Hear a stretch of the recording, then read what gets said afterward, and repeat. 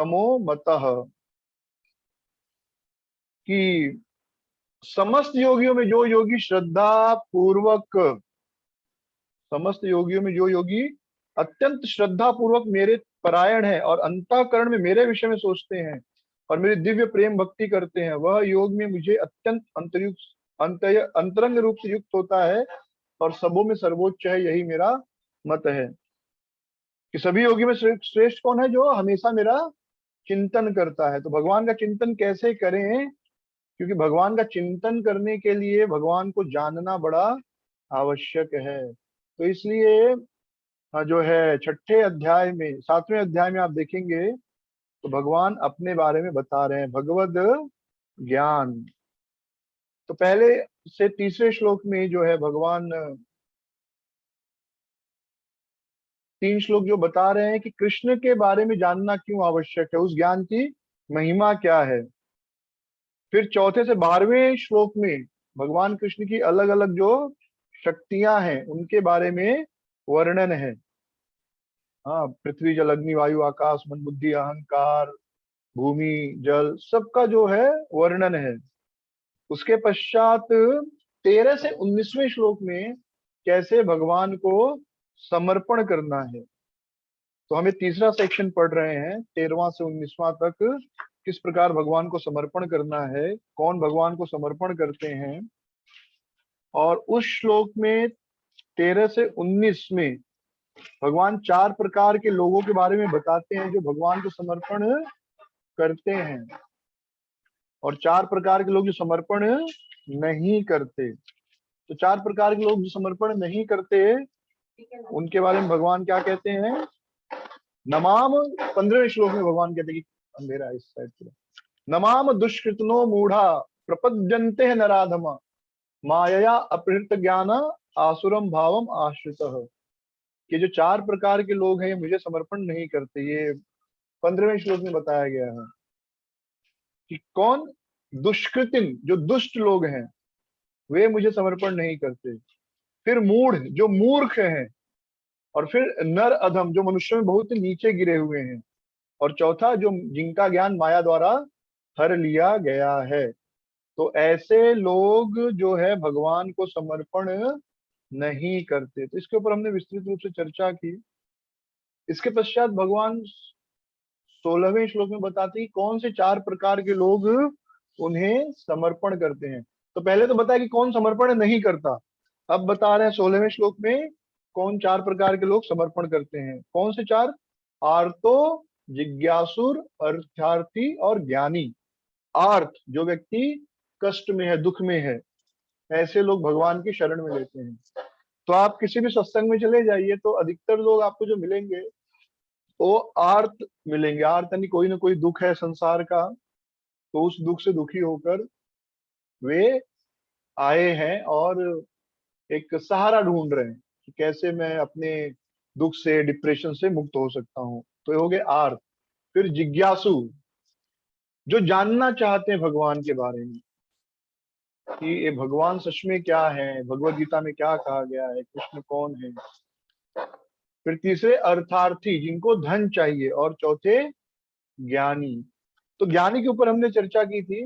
ज्ञानी मतलब वह व्यक्ति जो यह जानता है कि मैं कृष्ण का दास हूं, और यह समझकर मैं कृष्ण का दास हूं, सब कुछ कृष्ण का है, इस भाव से आकर वह कृष्ण को समर्पण करता है, कृष्ण की सेवा करता है, वह कहलाता है ज्ञानी।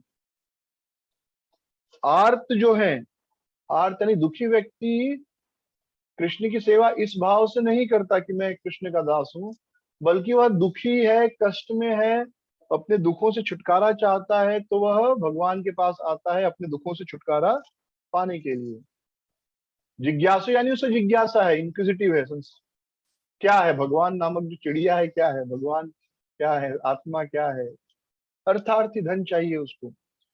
तो अधिकतर जो होते हैं वे आर्त होते हैं और अर्थार्थी होते हैं, यानी उनको धन चाहिए या संसार का कोई दुख है। जिज्ञासु बहुत कम होते हैं और ज्ञानी बहुत ही कम होते हैं। तो 4 प्रकार के लोग भगवान की भक्ति करते हैं और भगवान कहते हैं 17वें श्लोक में, तेषाम ज्ञान नित्य युक्त एक भक्ति विशिष्यते प्रियो ही ज्ञानिनो अत्यर्थम अहम स च मम प्रिय। इसमें जो ज्ञानी है, जो विशेष भक्ति करता है, विशेष भक्ति यानी केवल केवल्या भक्ति, अनन्या भक्ति, ये भक्ति विशिष्यते, विशिष्यते को अंडरलाइन कर लीजिए, 17वां जो श्लोक है विशिष्यते, उसको अंडरलाइन कर लीजिए। 17वां श्लोक का जो शब्द है, मतलब चार, एक श्लोक में 4 लाइन होती है, तो दूसरी लाइन का आखिरी शब्द विशिष्यते। विशिष्यते मतलब विशेष भक्ति, स्पेशल भक्ति, या केवल्या भक्ति, यानी केवल्या भक्ति मतलब कृष्ण मेरे हैं, एकले ईश्वर कृष्ण आर सब भृत्य, मैं कृष्ण का दास हूं। ये जो है विशेष भक्ति, यानी उसे कृष्ण की सेवा के अलावा और कुछ नहीं चाहिए। हाँ, तो ये विशेष भक्ति है। फिर 18वें श्लोक में भगवान बता रहे हैं कि उदारा सर्वे हेवेत, ये सब श्रेष्ठ हैं, लेकिन ये सब श्रेष्ठ हैं, लेकिन जो ज्ञानी है, ज्ञानी त्वाम तुम्हें मतम, जो ज्ञानी है उसे तो मैं अपना ही मानता हूं। यानी भगवान ये नहीं कह रहे कि जो धन के लिए आया या जो दुख से दुखी होकर मेरे पास आया उनमें कुछ खराबी है। भगवान खराब किसी को नहीं कह रहे हैं, लेकिन भगवान ये कह रहे हैं कि जो ज्ञानी है वह श्रेष्ठ है, क्योंकि युक्त आत्मा, वह मेरी भक्ति में तत्पर है और वह अपने परम उद्देश्य यानी मुझे पाने के लिए कार्य कर रहा है। तो पिछली बार हमने ये श्लोक डिस्कस किया था काफी विस्तृत रूप से, तो जो नहीं समझ पाए होंगे उन्हें रिक्वेस्ट है, पिछला वीडियो परीक्षा ट्रेनिंग प्रोग्राम का यूट्यूब चैनल पे है, तो आप देख सकते हैं, समझ सकते हैं। काफी डिटेल्स हमने अर्थ के ऊपर चर्चा की थी, और 5 मिनट में फिर से चर्चा करना चाहूंगा अर्थ के ऊपर, कि भक्ति में हम आते हैं तो शुरू शुरू में, विशेष रूप से जब हम इस्कॉन में आते हैं, तो शुरू के दिनों में हम जो शुद्ध भक्ति की बात सुनते हैं, रसमय भक्ति की बात सुनते हैं, तो कहीं ना कहीं हमको ऐसा लगने लगता है कि हम रसिक भक्त, हाँ, भागवतम पूरा रस है, तो हम रस की बात करते हैं, लेकिन या प्रेम भक्ति की बात करते हैं। पर हमें समझना चाहिए कि प्रेम भक्ति जो है, प्रेम भक्ति या जो रस है, शांत, दास, साक्ष्य, वात्सल्य और माधुर्य, पांचों रस जो है, ये प्रेम भक्ति के अधीन आते हैं, वैधि भक्ति के अंदर नहीं। वैधि भक्ति यानी, वैधि भक्ति आदमी कब तक करता है या कब करता है? वो जब हमारा मन कभी जप करने को कर रहा है, कभी जप करने को नहीं कह रहा है, कभी भगवान के ऊपर कुछ संदेह उत्पन्न हो रहा है, भगवान सच में है क्या, कृष्ण है क्या, कभी है कि नहीं है, तो ऐसे कभी मन कर रहा है कि नहीं आज तो माला नहीं करूंगा, आज भागवतम नहीं पढ़ूंगा, कभी मन करता है आज पढ़ूंगा, इसका मतलब अभी भी हमें भगवान से प्रेम नहीं हुआ है। तो मन नहीं चाह रहा है तो हम नियम का पालन करते हैं कि नहीं ठीक है, मन नहीं चाह रहा है फिर भी भक्ति करनी है, इसे कहते हैं वैधि भक्ति। हाँ, रूल्स एंड रेगुलेशन। तो जो रसिक भक्त होते हैं वे प्रीति द्वारा भक्ति की ओर आकर्षित होते हैं, प्रीति मतलब प्रेम द्वारा, और जो वैधि भक्त होते हैं वो बुद्धि के द्वारा आकर्षित होते हैं। बुद्धि यानी वे यह समझते हैं कि यह संसार नश्वर है, संसार में दुख है, तो मुझे कृष्ण की सेवा करनी चाहिए, क्योंकि यदि मैं कृष्ण की सेवा नहीं करूंगा तो मुझे जो है जीवन में कभी सुख नहीं मिल सकता, या अगला जीवन मेरा बहुत बुरा हो जाएगा, तो ये बुद्धि है। तो वैधि भक्ति में बुद्धि द्वारा आदमी भक्ति करता है। अभी हमें कोई भगवान से प्रेम नहीं है, आज भी पिछले 20 सालों का अनुभव मैंने देखा अलग अलग भक्तों को, कि हम जब ऐसे उनको कभी देखते हैं, कभी किसी प्रोग्राम में, या उन्हें कभी मंदिर में आकर सेवा करते हुए देखते हैं, तो ऐसा लगता है कि ये पूरी तरह भगवान को समर्पित भक्त हैं। लेकिन जब हम पर्सनल जीवन देखते हैं, थोड़ा बातचीत होती है, तो पता चलता है कि अभी भी बहुत सारी चिंताएं हैं, परिवार, माता पिता, भाई बंधु, बेटा बेटी, संसार, और उसमें कुछ गलत नहीं है।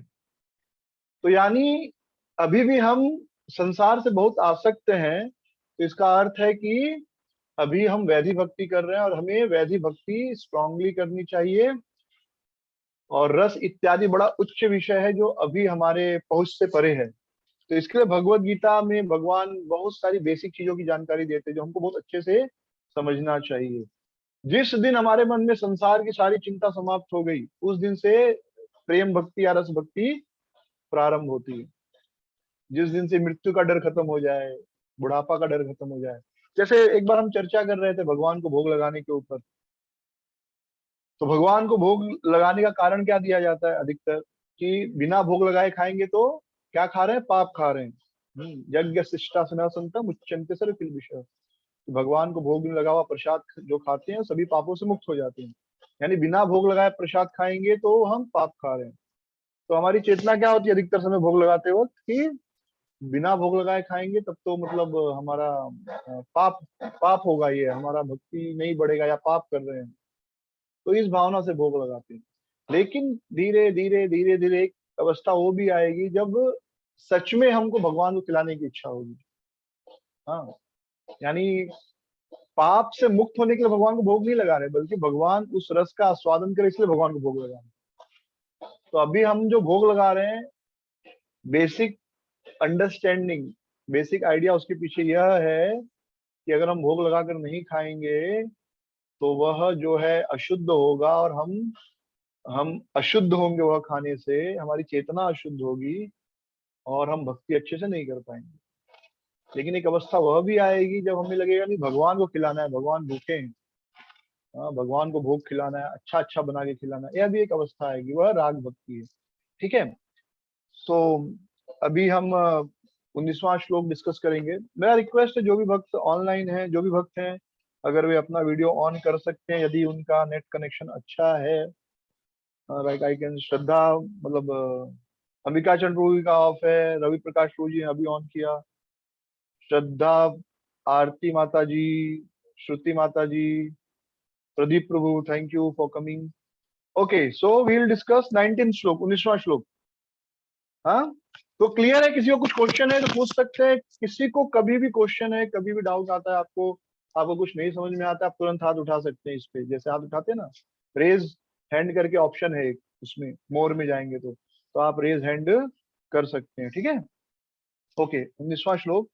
बहुनाम जन्म नामन्ते ज्ञानवान माम प्रपद्यते वासुदेव सर्वमिति स महात्मा सुदुर्लभ। बहुनाम जन्म नाम अंते, बहुत बहुत जन्म मृत्यु के बाद, ज्ञानवान माम प्रपद्यते, जब ज्ञान प्रकट होता है, जब किसी को ज्ञान प्रकट होता है, जब कोई ज्ञानी मेरी शरण लेता है, तो वासुदेव सर्वम इति, तब उसे यह समझ में आता है कि वासुदेव ही सर्वस्व है, सब कुछ है। स महात्मा सुदुर्लभ, ऐसा महात्मा बड़ा ही दुर्लभ है। तो कृष्ण को भगवान मानने वाले आपको बहुत कम मिलेंगे, क्योंकि ये बहुत उच्च ज्ञान की वस्तु है। तो हम कहेंगे कि नहीं, हजारों लाखों लोग भगवान को कृष्ण को भगवान मानते हैं, पर अगर आप उसने थोड़ी बात करेंगे तो कहीं ना कहीं आप देखेंगे कि उनकी चेतना यह है कि वह कृष्ण को अन्य देवी देवताओं के समान समझते हैं, या एक रिचुअल, मतलब कर्म कांड जैसे उनकी पूजा करते हैं, या जैसे बहुत से बाबा हैं इत्यादि। तो जैसे बहुत से बाबाओं की पूजा होती है, तो उस अनुसार वे कृष्ण को समझकर उनकी पूजा करते हैं। लेकिन वासुदेव सर्वमिति, कि वासुदेव श्री कृष्ण ही सब कुछ है, तो यह समझना, ऐसा महात्मा बहुत दुर्लभ है। ऐसे महात्मा मिलने बड़े दुर्लभ हैं। जैसे रूप गोस्वामी हुए, सनातन गोस्वामी हुए, श्रील प्रभुपाद जी हुए, तो ये जो है पूर्ण रूप से कृष्ण पर निर्भर हैं, कृष्ण के सेवा में रहते हैं। तो यहाँ पर तात्पर्य में आप देखेंगे, तात्पर्य आप पढ़ सकते हैं, खोलिए 19वें श्लोक का। भक्ति या दिव्य अनुष्ठानों को करता हुआ जीव अनेक जन्मों के पश्चात इस दिव्य ज्ञान को प्राप्त कर सकता है कि आत्म साक्षात्कार का चरम लक्ष्य श्री भगवान है। यानी हम जब सच में लगातार जप कीर्तन भजन करते रहेंगे, तब एक दिन यह समझ में आएगा कि श्री कृष्ण ही सर्वस्व है। यानी अभी हम बोलते हैं पर हृदय में अभी तक वह बात पूरी तरह अंदर प्रवेश नहीं की है। अभी दूसरा लाइन देखिए, बड़ा महत्वपूर्ण है, इसको अंडरलाइन कीजिए आप लोग। आत्म साक्षात्कार के प्रारंभ में जब मनुष्य भौतिकता का परित्याग करने का प्रयत्न करता है, तब निर्विशेषवाद की ओर उसका झुकाव हो सकता है। आत्म साक्षात्कार के प्रारंभ में जब मनुष्य भौतिकता का परित्याग करने का प्रयत्न करता है, तब निर्विशेषवाद की ओर उसका झुकाव हो सकता है। इसका अर्थ क्या है, कोई बताएगा? किसी को समझ में आ रहा है ये? आत्म साक्षात्कार के प्रारंभ में जब मनुष्य भौतिकता का परित्याग करने का प्रयत्न करता है, तब निर्विशेषवाद की ओर उसका झुकाव हो सकता है। एनी आइडिया क्या यहाँ पर भगवान बोलना चाहते हैं? यस, अंबिका चंद्र नहीं है क्या आज? दिख नहीं रहे। प्रभु जी, मेरे हिसाब से जैसे ही हम लोग इनिशियल स्टेज पे देखे या बहुत बहुत लोगों की धारणा देखे, तो भगवान की प्राप्ति लाइक मोक्ष के हिसाब से देखते हैं। तो ओके। उस हिसाब से मेरे को लगता है कि जैसे ही मोक्ष मतलब वी गेट इनटू, बोलते ना, भगवान की ब्रह्म ज्योति में विलीन होना। तो उस हिसाब राइट से राइट। ओके। इम्पर्सनल फिलोसफी की ओर झुक सकते हैं बहुत सारे राइट। लोग। यस, रवि प्रकाश हो। हरे बोलिए। कृष्णा। हाँ, हाँ, हरे तो कृष्णा। भक्ति के प्रारंभिक अवस्था में जब ये भक्त भक्ति करता है, तो संसार से दुखमय है, संसार दुख है यहाँ पे, और उसके छूटने के लिए भक्ति करता है। तो राइट उसका उद्देश्य भगवत सेवा करना ये नहीं होता, केवल संसार में बहुत बड़ा दुख है, इसके लिए राइट वो राइट। ये करता है। Good. Hare Krishna. Right, correct दोनों। Thank you Yogesh, thank you Ravi Prakash. तो व्यक्ति जब बहुत दुखी हो जाता है, तो वह उसके मन में यह भावना आती है कि संसार में दुख क्यों है? संसार में दुख है क्योंकि संसार है। हाँ, वस्तुएं हैं तो संसार रहेगी ही नहीं, वस्तुएं रहेंगे ही नहीं, तो फिर दुख भी नहीं रहेगा। जैसे किसी के आंख में मोतियाबिंद है, तो वो तकलीफ दे रहा है, तो व्यक्ति सोचेगा अगर आंखें ही नहीं होगी तो मोतियाबिंद ही नहीं होगा, तो चलो आंख ही निकाल देता हूँ। तो ये क्या समझ है? तो लॉजिकली लग सकता है कि सही है कि अगर आंख में मोतियाबिंद है तो आंख को निकाल दो, तो ना आंख रहेगी ना मोतियाबिंद होगा, ना कैटरेक्ट होगा, और मैं दुख से बच जाऊंगा। तो साधारण समझ लोगों की यही है, लेकिन यह भी समझना जरूरी है कि अगर आंख नहीं रहेगी तो संसार देख भी नहीं सकते। तो मोतियाबिंद को निकालना है, ना कि आंख को। तो वैसे ही हम सोचते हैं कि वस्तुएं हैं, व्यक्ति हैं, इसलिए संसार में दुख है। ना वस्तुएं होती ना व्यक्ति होते तो संसार में दुख ही नहीं होता। फिर जब हम यह सुनते हैं कि भगवान भी एक व्यक्ति है, तो फिर हमें वो दुख आता है कि अरे, संसार में संबंधों के कारण समस्या है, फिर भगवान से संबंध बनाएंगे उसमें भी समस्या होगी। तो नहीं नहीं, भगवान कोई व्यक्ति नहीं हो सकते, वो निराकार होंगे तो ही अच्छा होगा। क्योंकि अगर भगवान साकार होंगे तो फिर कोई रिलेशन बनेगा, रिलेशन मतलब दुख। ये हम सबका अनुभव है ना संसार में।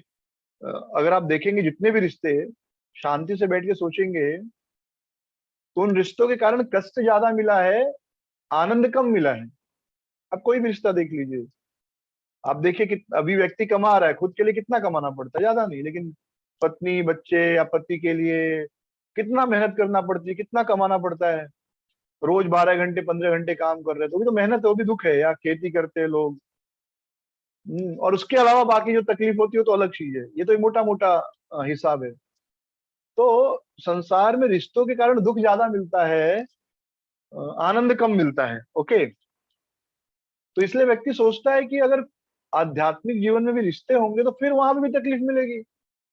तो नहीं नहीं, वहां पर रिश्ते नहीं होंगे, वहां पर भगवान एक्चुअली व्यक्ति नहीं होंगे, भगवान तो एक निराकार ज्योति होंगे। तो हम भी निराकार ज्योति हैं, भगवान में मिल जाएंगे और सुखी हो जाएंगे, सारी समस्या समाप्त हो जाएगी। तो ये जो है, इस प्रकार की सोच होती है। तो ये प्रभुपाद जी वही लिखते हैं कि आत्म साक्षात्कार के प्रारंभ में जब मनुष्य भौतिकता का परित्याग करने का प्रयत्न करता है, तब निर्विशेषवाद की ओर उसका झुकाव हो सकता है। निर्विशेष मतलब कोई विशेषता नहीं है, उस चीज में कोई विशेषता नहीं है। लेकिन उसके आगे की लाइन, किंतु आगे बढ़ने पर वह समझ जाता है कि आध्यात्मिक जीवन में भी कार्य है और इन्हीं से भक्ति का विधान होता है। लेकिन धीरे धीरे हम समझ पाते हैं कि नहीं, स्पिरिचुअल लाइफ मतलब एक जगह बैठना नहीं, स्पिरिचुअल लाइफ में भी, आध्यात्मिक जीवन में भी बहुत सारा कार्य है। और तो देखिए भगवत गीता में क्या सिखाती है, अभी हम इस संसार में हैं तो इस संसार से बाहर निकलना है। तो संसार से बाहर कैसे निकलना है वो तो भगवत गीता सिखा रही है। लेकिन जब तक संसार में है, संसार में कैसे रहना वो भी तो सीखना पड़ेगा ना। जैसे हम बार बार सुनते हैं हमें शरीर नहीं है, और बहुत लोग बहुत प्राइडली बोलते हैं, बहुत अभिमान से, हम शरीर नहीं है, शरीर की क्या चिंता करना। लेकिन देखा गया जैसे शरीर को दुख आता है हम बहुत ज्यादा शरीर के लिए सोचने लगते हैं। तो क्या शरीर का ध्यान नहीं रखना चाहिए? नहीं, रखना पड़ेगा, क्योंकि जब तक शरीर है, जब तक आप इस शरीर में हो तब तक तो उसका ध्यान देना पड़ेगा। 2 समय खाना पड़ेगा, 3 समय खाना पड़ेगा, इसको आराम देना पड़ेगा, इसको नहलाना धुलाना पड़ेगा। नहीं, क्योंकि इसी शरीर से भक्ति करनी है। तो हम यह शरीर नहीं है, ये एकदम सत्य है। लेकिन यह भी सत्य है कि इसी शरीर द्वारा हमें भक्ति करके भक्ति करनी है, या इसी शरीर के द्वारा हम इस शरीर के चक्र से मुक्त हो सकते हैं। तो वैसे ही यह संसार नश्वर है, इस संसार से हमको बाहर निकलना है। लेकिन यह भी सत्य है कि इस समय हम संसार में हैं और इसी संसार को उपयोग करके हमको इस संसार से बाहर निकलना है।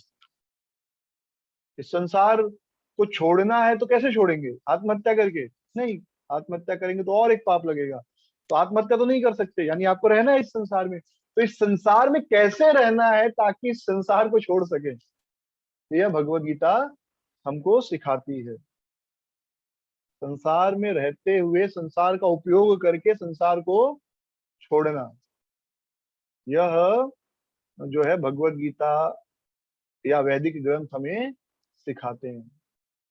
शरीर में रहकर, शरीर का उपयोग करते हुए, शरीर का ध्यान रखते हुए इस शरीर से आसक्ति छोड़ना, या इस शरीर के जन्म मृत्यु के चक्र से मुक्त होना, यह हमें भक्ति द्वारा हम सीखते हैं।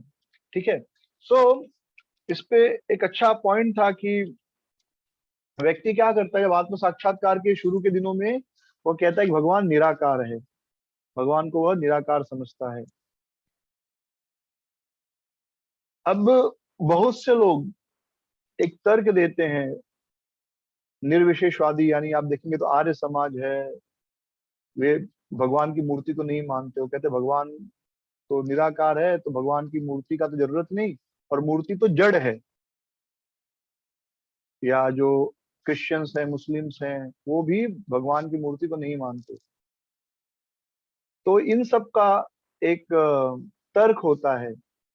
आर्य समाज, मुसलमान, क्रिश्चियन, इन सब का एक तर्क होता है कि मूर्ति क्या है? जड़ है। जड़ मतलब मैटर है, वह तो उसमें कोई चेतना नहीं है, वो अनकॉन्शियस है। तो उसकी पूजा करके क्या लाभ होगा? मूर्ति हमें क्या लाभ दे सकती है? तो इस विषय पर मैं सोच रहा था काफी समय से। तो मूर्ति जड़ नहीं है। हमें, हम जिन आंखों से उस मूर्ति को देख रहे हैं, भगवान के अर्चा विग्रह को देख रहे हैं, वह आंखें जड़ हैं इस समय एक्चुअली। जैसे अगर आपको एक एक्सरे दिखाया जाए हार्ट का, या किसी की हड्डी टूटी है उसका एक एक्सरे निकाल कर आपको एक्सरे दिखाया जाए, तो आपको कुछ समझ में आएगा? कुछ समझ में नहीं आएगा। और आप कहोगे ये तो कुछ नहीं, तो प्लास्टिक का टुकड़ा है। लेकिन एक डॉक्टर जब उस एक्सरे को देखेगा तो वह तुरंत एक्सरे एक्सरे उसको बता रहा है एक्चुअली। हाँ, एक्सरे जड़ नहीं है, वो एक्सरे बोल रहा है डॉक्टर को। डॉक्टर के पास अगर देखने की आंख है तो एक्सरे उस डॉक्टर को बता रहा है कि यह हड्डी यहाँ पर टूटी हुई है, या यह हड्डी यहाँ पर मुड़ी हुई है।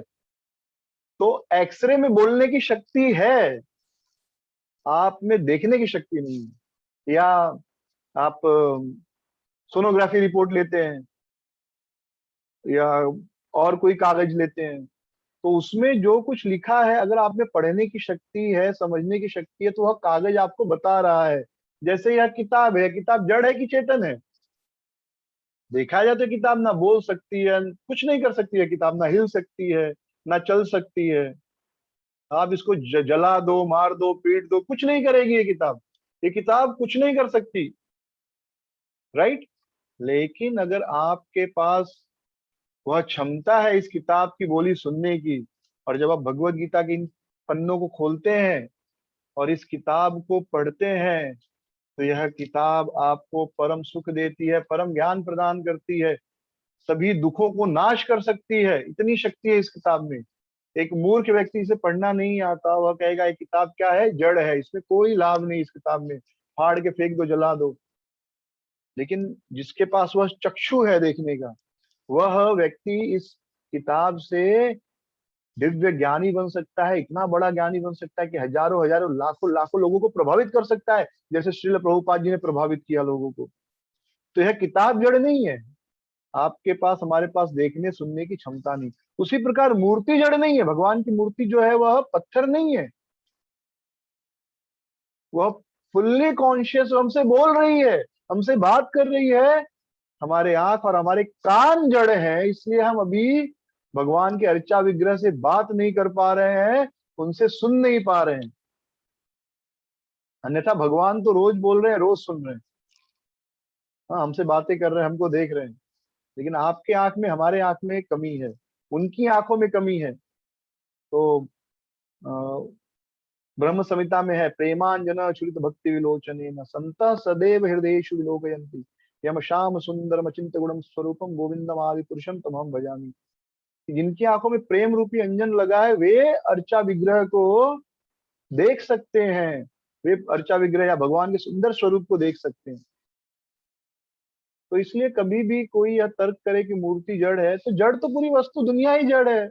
जिस व्यक्ति को, जिस गधे को ज्ञान नहीं किसी चीज का, उसके लिए सब कुछ जड़ है। मोबाइल भी जड़ है, लैपटॉप भी जड़ है उसके लिए सब कुछ जड़ है। लेकिन एक उपयोग करने वाले को पता है किसी लैपटॉप को उपयोग करके वो बड़े से बड़े बैंक अकाउंट खाली कर सकता है, राइट। आपके पास वो क्षमता होनी चाहिए, देखने आना चाहिए। उसी प्रकार गुरु द्वारा, शास्त्रों द्वारा जब हम सीखते हैं अर्चा विग्रह को कैसे देखते हैं, अर्चा विग्रह से कैसे, अर्चा विग्रह की कैसे सेवा करते हैं, हाँ, कैसे गौर निताय राधा कृष्ण की सेवा करते हैं, जगन्नाथ की किस प्रकार से सेवा करते हैं, और किस प्रकार सेवा करने से उनको हम फिर देख सकते हैं, उनको सुन सकते हैं। धीरे धीरे हमारी आंखें जो है चेतन होने लगती हैं, तो भगवान की जड़ मूर्ति चेतन दिखाई देने लगती है। तो अगर आपको भगवान की मूर्ति जब पत्थर लग रही है, तो आप इतना समझ लीजिए कि आपकी आंखें जड़ होते जा रही हैं। जितना ज्यादा ये आंखें जड़ होती जाएंगी, उतना भगवान की मूर्ति पत्थर लगने लगेगी, और जितनी ज्यादा ये आंखें चिन्मय आध्यात्मिक होंगी, उतना ज्यादा भगवान की मूर्ति आध्यात्मिक हो जाएगी, साक्षात सामने प्रकट होगी। तो हमारे लिए मूर्ति जड़ है अभी भी, क्योंकि हमारी आंखों में वह प्रेम रूपी अंजन नहीं है। एक अनपढ़ गवार आदमी के लिए एक्सरे का कोई मतलब नहीं होता, उसके पास साइंस की किताब का कोई मतलब नहीं है, हाँ, क्योंकि उसके पढ़ने लिखने नहीं आता। अब जिस व्यक्ति को हिंदी नहीं आता, उसके लिए पूरी किताब जड़ है, या जिसे अंग्रेजी नहीं आती, उसको अंग्रेजी में की भगवदगीता पूरी तरह जड़ है, उसके लिए कुछ उपयोग नहीं है उसके लिए। लेकिन जिसने सीखा है कि कैसे हिंदी पढ़ते हैं, कैसे अंग्रेजी पढ़ते हैं, कैसे बंगाली पढ़ते हैं, कैसे मराठी पढ़ते हैं, उस व्यक्ति के लिए वही जड़ किताब चेतन हो जाती है। उसी प्रकार जिस व्यक्ति ने गुरु के अधीन रहकर, गुरु के मार्गदर्शन में, शास्त्रों के मार्गदर्शन में अपनी आंखों को वह विद्या दी है, वह ज्ञान दिया, अपनी आंखों को ट्रेन किया है भगवान के उस मूर्ति को देखने का, तो वह देख पाता है कि भगवान की मूर्ति, अर्चा विग्रह उनसे बात कर रहे हैं, उनसे सेवा ले रहे हैं। तो भगवान की मूर्ति कभी जड़ नहीं है, जड़ है हमारी आंखें, हमारी चेतना, भगवान जड़ नहीं है। तो आगे जब हम बढ़ते हैं, तब हमें समझ में आता है कि आध्यात्मिक जीवन में भी कार्य है। तो बहुनाम जन्म नाम अंते, बहुत बहुत जन्मों के बाद जो है यह ज्ञान आता है कि कृष्ण जो है वासुदेव सर्वत्र है। हाँ, और वासुदेव सर्वत्र है, तो वासुदेव जो है कृष्ण है, वो अपने मूर्ति के रूप में भी व्याप्त है। कृष्ण अगर मूर्ति के रूप में है, तो मूर्ति के रूप में भी वह प्रकट है। यह मत सोचिए कि कृष्ण वहां नहीं है, कृष्ण अर्चा विग्रह के रूप में भी है। कृष्ण में वह शक्ति है कि वह जड़ को चेतन बना सकते हैं, और वह चेतन ही है, बनाने की जरूरत नहीं, केवल हमें अपनी आंखों को ट्रेंड करना है। अंधे व्यक्ति को सब जगह अंधेरा ही दिखाई देता है, उसी प्रकार जो व्यक्ति जड़ है उसे सब जगह जड़ ही जड़ दिखाई देता है, भगवान की मूर्ति जड़ दिखाई देती है। आप कुछ लोग कहते हैं ना मूर्ति तोड़ दो फोड़ दो, मूर्ति तो कुछ नहीं करती, राइट। तो वह वैसे ही है जैसे आपके आपके पास कोई पेपर है, जैसे आपके पास 2000 का नोट है, उसको फाड़ दो जला दो कुछ नहीं करेगा, लेकिन उस 2000 के नोट में ताकत है, अगर आपको पता है इसको कैसे उपयोग करते हैं। अगर आपको बुद्धि है, आपके पास वह ज्ञान है, तो आप उस 2000 रुपये का उपयोग करके बहुत कुछ प्राप्त कर सकते हैं। लेकिन अगर आपको ज्ञान नहीं है तो आप उस 2000 को जला दोगे।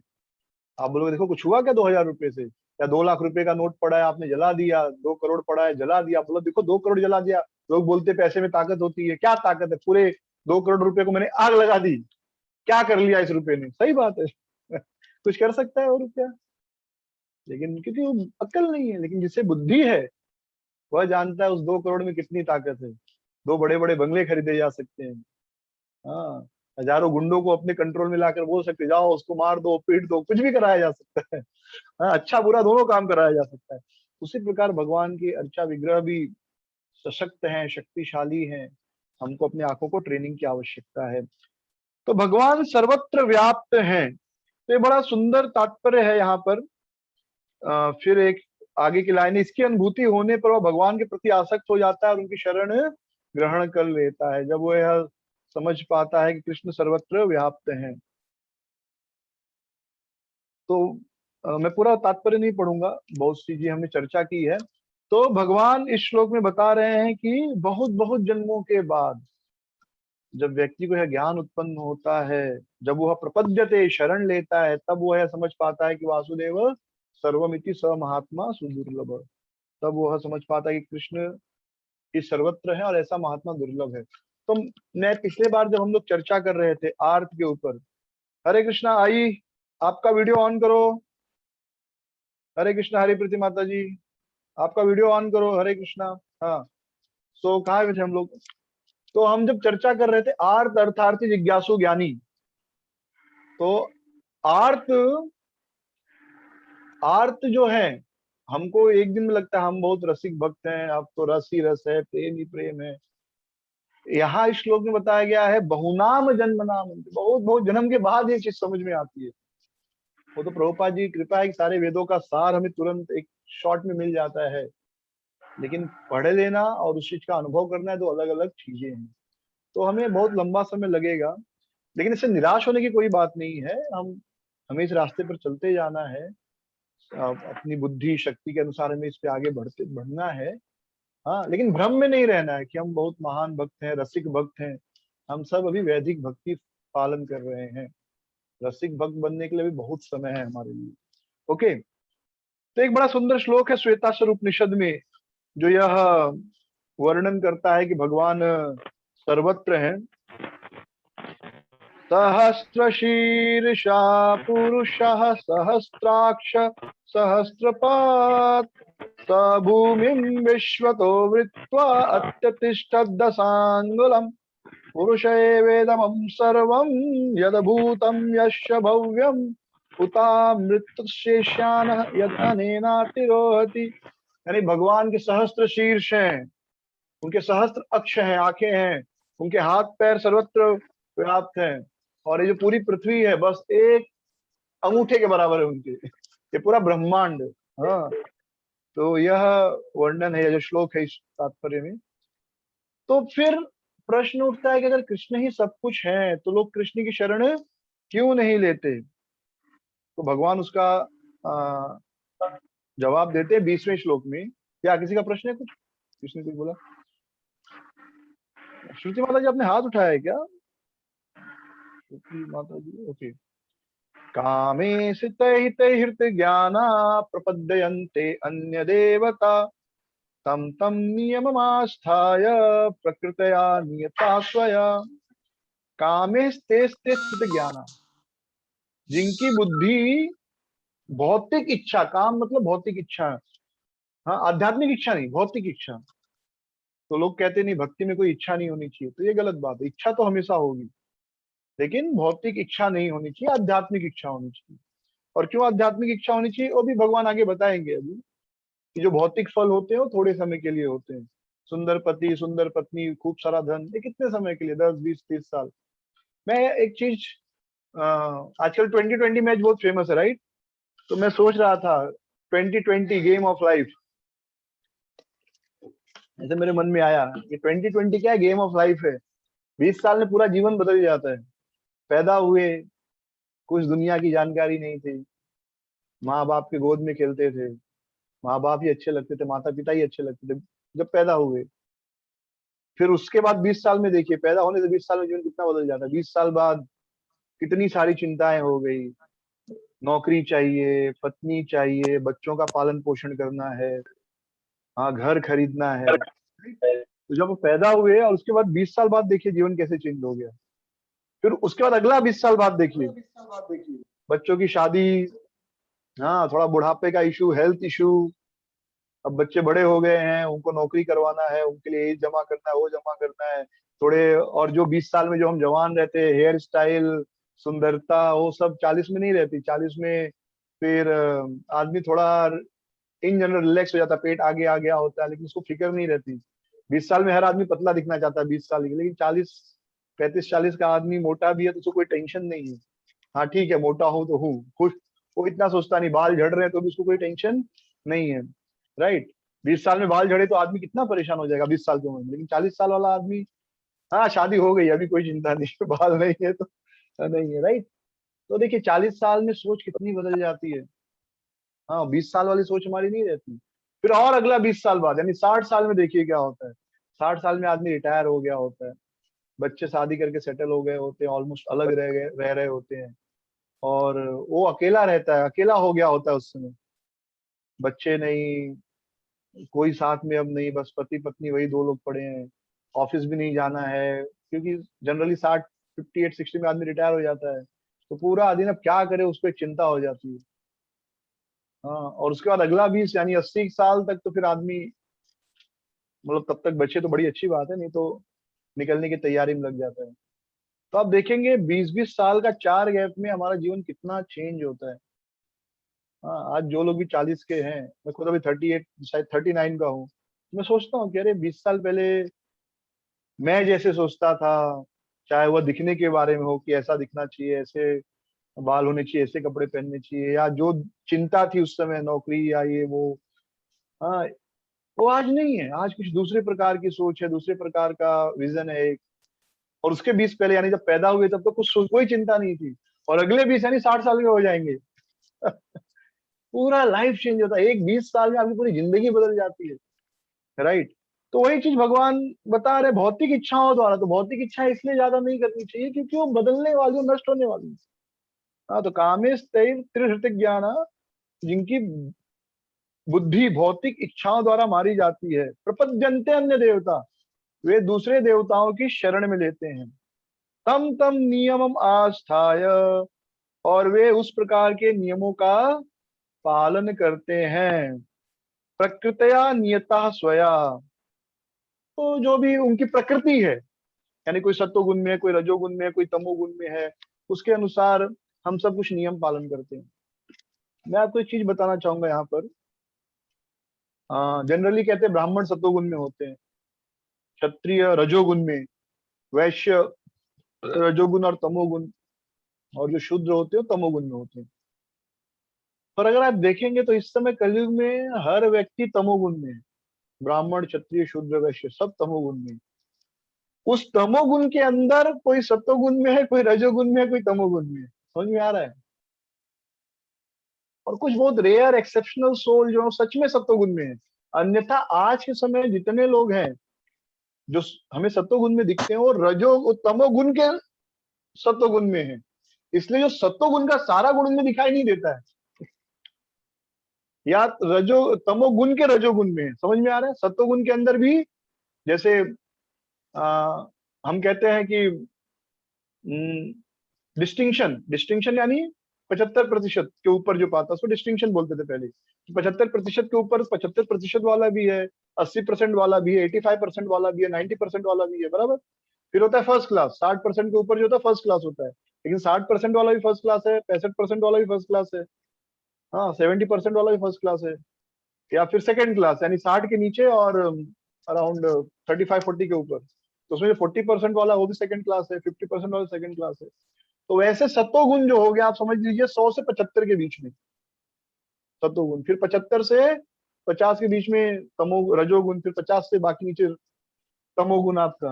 अब उसमें जो 50 से 40 है वो सत्वगुण पकड़ लीजिए, तमोगुण में सत्वगुण में है। तो आप देखेंगे इसलिए कलयुग में प्योर सत्वगुण में बहुत कम मिलेंगे, हार्डली, कोई रेयर एक्सेप्शनल। या रजोगुण में अधिकतर लोग तमोगुण में ही है, और तमोगुण में कोई सत्वगुण में है, तमोगुण के अंदर सत्वगुण में।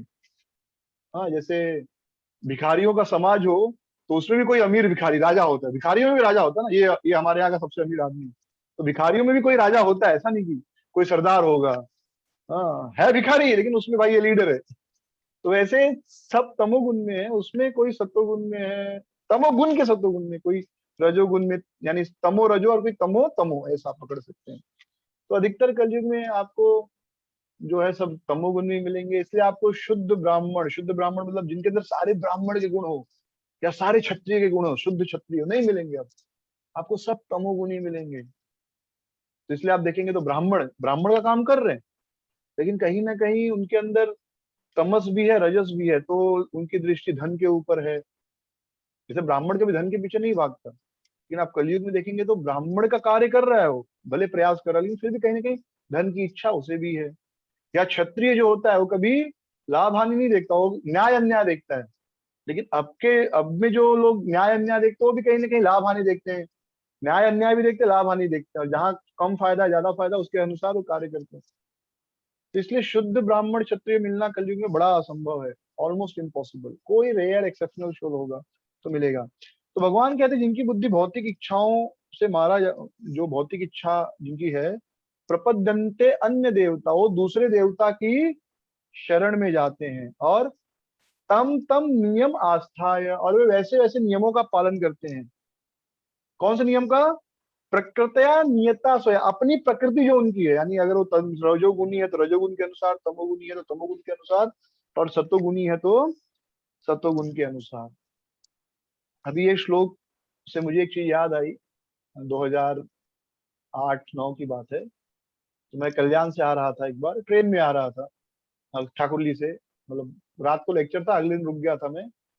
पृथ्वी प्रभु करके एक भक्त है, उनके यहाँ से, उनके यहाँ प्रोग्राम था, उनके यहाँ प्रोग्राम करके रात को रुका था और सुबह आ रहा था। तो करीब दोपहर को मैं अंधेरी आया, मतलब जुहू मंदिर में उस समय था मैं। तो अंधेरी स्टेशन के पहले मुझे एक मुसलमान मिला, और उसने कहा कि आप हरे कृष्णा वाले हैं? मैंने कहा हाँ। उसने कहा देखो आप लोग भगवत गीता में आपके लिखा है, और यह श्लोक बताया मुझे उसने, कामे ज्ञान प्रपद्यन्ते अन्य देवता, कि जो दूसरे देवी देवता की पूजा करते हैं वो मूर्ख है, उनकी बुद्धि मारी गई है। मैंने कहा एकदम सही बात है। उसने कहा फिर आप लोग क्यों देवी देवता का पूजा करते हैं? आप लोग भगवान का पूजा करना चाहिए। हाँ यानी उसका मतलब था कि जो देवी देवता है, राम कृष्ण ये सब देवी देवता हैं, तो आपको ये अल्लाह की पूजा करनी चाहिए। इनडायरेक्टली उसका मतलब यही था। मैंने कहा एकदम सही बात आप बोल रहे हैं। तो ये 20वां श्लोक है, लेकिन उसके बाद आपने 21वां श्लोक देखा क्या? 21वां श्लोक में भगवान कहते हैं, और ये पूरा भगवत गीता तो कृष्ण ने कही है। तो भगवत गीता में अगले श्लोक में भगवान कहते हैं कि मैं यानी कृष्ण परमात्मा रूप में सबके जीव में स्थित है, और जो जिसकी भक्ति करना चाहता है मैं उसकी भक्ति को स्थिर कर देता हूँ। तो आप अगर भगवत गीता को मानते हो तो आप ये मानेंगे ना कृष्ण भगवान है। तो अब देखियो पकड़ा गया यहाँ पर। उसने कहा नहीं नहीं नहीं, भगवत गीता में बहुत सारे श्लोक बदल दिए गए। मैंने कहा ठीक है, आपकी बात मैं मानता हूँ, बहुत सारे श्लोक बदल दिए गए हैं। तो ये जो श्लोक आप मुझे बताकर बताना चाहते कि मैं अल्लाह की पूजा करनी चाहिए, ये श्लोक नहीं बदला गया, इसकी क्या गारंटी है? बराबर है ना? अगर आप कह रहे हैं कि बाकी सारे श्लोक बदल दिए गए, बहुत से श्लोक बदल दिए गए हैं, तो जो श्लोक आप मुझे बताकर मुझे मुसलमान बनाने का प्रयास कर रहे हैं, आप मुझे बता रहे हैं कि ये देवी देवताओं की पूजा नहीं करनी चाहिए, राम कृष्ण की पूजा नहीं करनी चाहिए, अल्लाह की पूजा करनी चाहिए, वही एक है, तो वह श्लोक नहीं बदला गया है। इस चीज का गारंटी कौन लेगा? कैसे मालूम कि वह श्लोक नहीं बदला है? वह भी बदला हुआ हो सकता है फिर। तो जिस जिस किताब में बदलाव है वो किताब तो आप प्रचार कर ही नहीं सकते। तो जब वो समझ गया कि भाई पकड़ लिया गया, चुपचाप वहां से निकल गया हो। तो हमें इस प्रकार, आप देखेंगे कि हमें इस प्रकार जो है आज के समय में बहुत तेजी से हमारे युवकों को इस प्रकार भ्रमित किया जाता है। अब कोई नॉर्मल हिंदू होता जिसने भगवत गीता कभी पढ़ी नहीं है, तो यह श्लोक देता देखता बोलता बराबर है, देवी देवताओं की पूजा मतलब बुद्धि भ्रष्ट हो गई है। और वो यही सीखा है, कृष्ण भी देवी देवता है, यही हमारी तो यही समझ है ना, कृष्ण भी देवता है जैसे बाकी के देवता है। वह यह नहीं सोचता कि यह तो कृष्ण ही बोल रहे हैं, और आगे का श्लोक पीछे का श्लोक तो उसको पता ही नहीं। तो फिर वो बोलता हाँ कृष्ण भी देवता है, राम भी देवता है, सब देवता है, भगवान कौन है? फिर वो बोलता अल्लाह भगवान है, पूजा करो, और बन जाता मुसलमान। तो वे आपकी भगवत गीता से ही आपको प्रचार करके आपको मुसलमान बना रहे हैं। ऐसे एक दो नहीं, कई कितने लोगों को ऐसा उन्होंने कन्वर्ट किया है। तो इसलिए हमें ये एक प्रचारक के रूप में ये सारी बातें जानना बहुत जरूरी है, क्योंकि वो आपको छोड़ने वाले नहीं, भले आप उनके बारे में सोचो नहीं सोचो, वो आपके बारे में सोचते हैं। और उनका एक ही उद्देश्य है, या तो आपको मुसलमान बनाना है या आपको मार देना, दो में से एक, तीसरा कुछ नहीं है। हमारे दिलीप प्रभु है, बोलते हैं मरो मारो या मुसलमान बनो। म ये तीन ही ऑप्शन बचेगा एक दिन।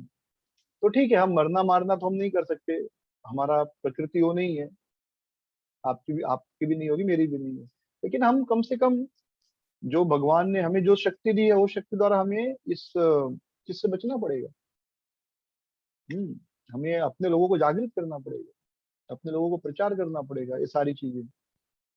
जैसे महाभारत से एक प्रचारक जाकिर नायक वो कहता है कि देखो महाभारत में लिखा है कि अगर आप तिल का पिंड दान करेंगे, तिल अर्पित करेंगे अपने पूर्वजों को, तो वो 1 महीना संतुष्ट रहेंगे। फिर कोई और चीज का नाम दिया, वो करोगे तो 2 महीना संतुष्ट रहेंगे। और आप फल आम मांस दोगे तो 1 साल संतुष्ट रहेंगे। देखो महाभारत में भी लिखा है पूर्वजों को मांस अर्पित करना चाहिए। और हम बोलेंगे बराबर है, फिर तो मांस खाना गलत नहीं है। लेकिन आप संस्कृत के हिसाब से देखेंगे तो जो फल का गुदा होता है अंदर का, उसे भी मांस कहा गया है। तो वह जो श्लोक है, जो वह श्लोक बताता है, उस श्लोक में लिखा है फल मांस, यानी फल का मांस यानी गुदा अर्पित करना है, तो उससे वो 1 साल संतुष्ट रहेंगे। तो फल का मांस देने को कहा गया ना, कि गाय का मांस या बैल का मांस, ठीक है। लेकिन वो इतना इंटेलिजेंटली वो लोग उसको रिफ्यूट करते हैं। फल लिखा और मांस लिखा है। मैंने बीच में एक वीडियो भी आप लोगों को शेयर किया था, कितनों ने देखा मुझे पता नहीं, राइट।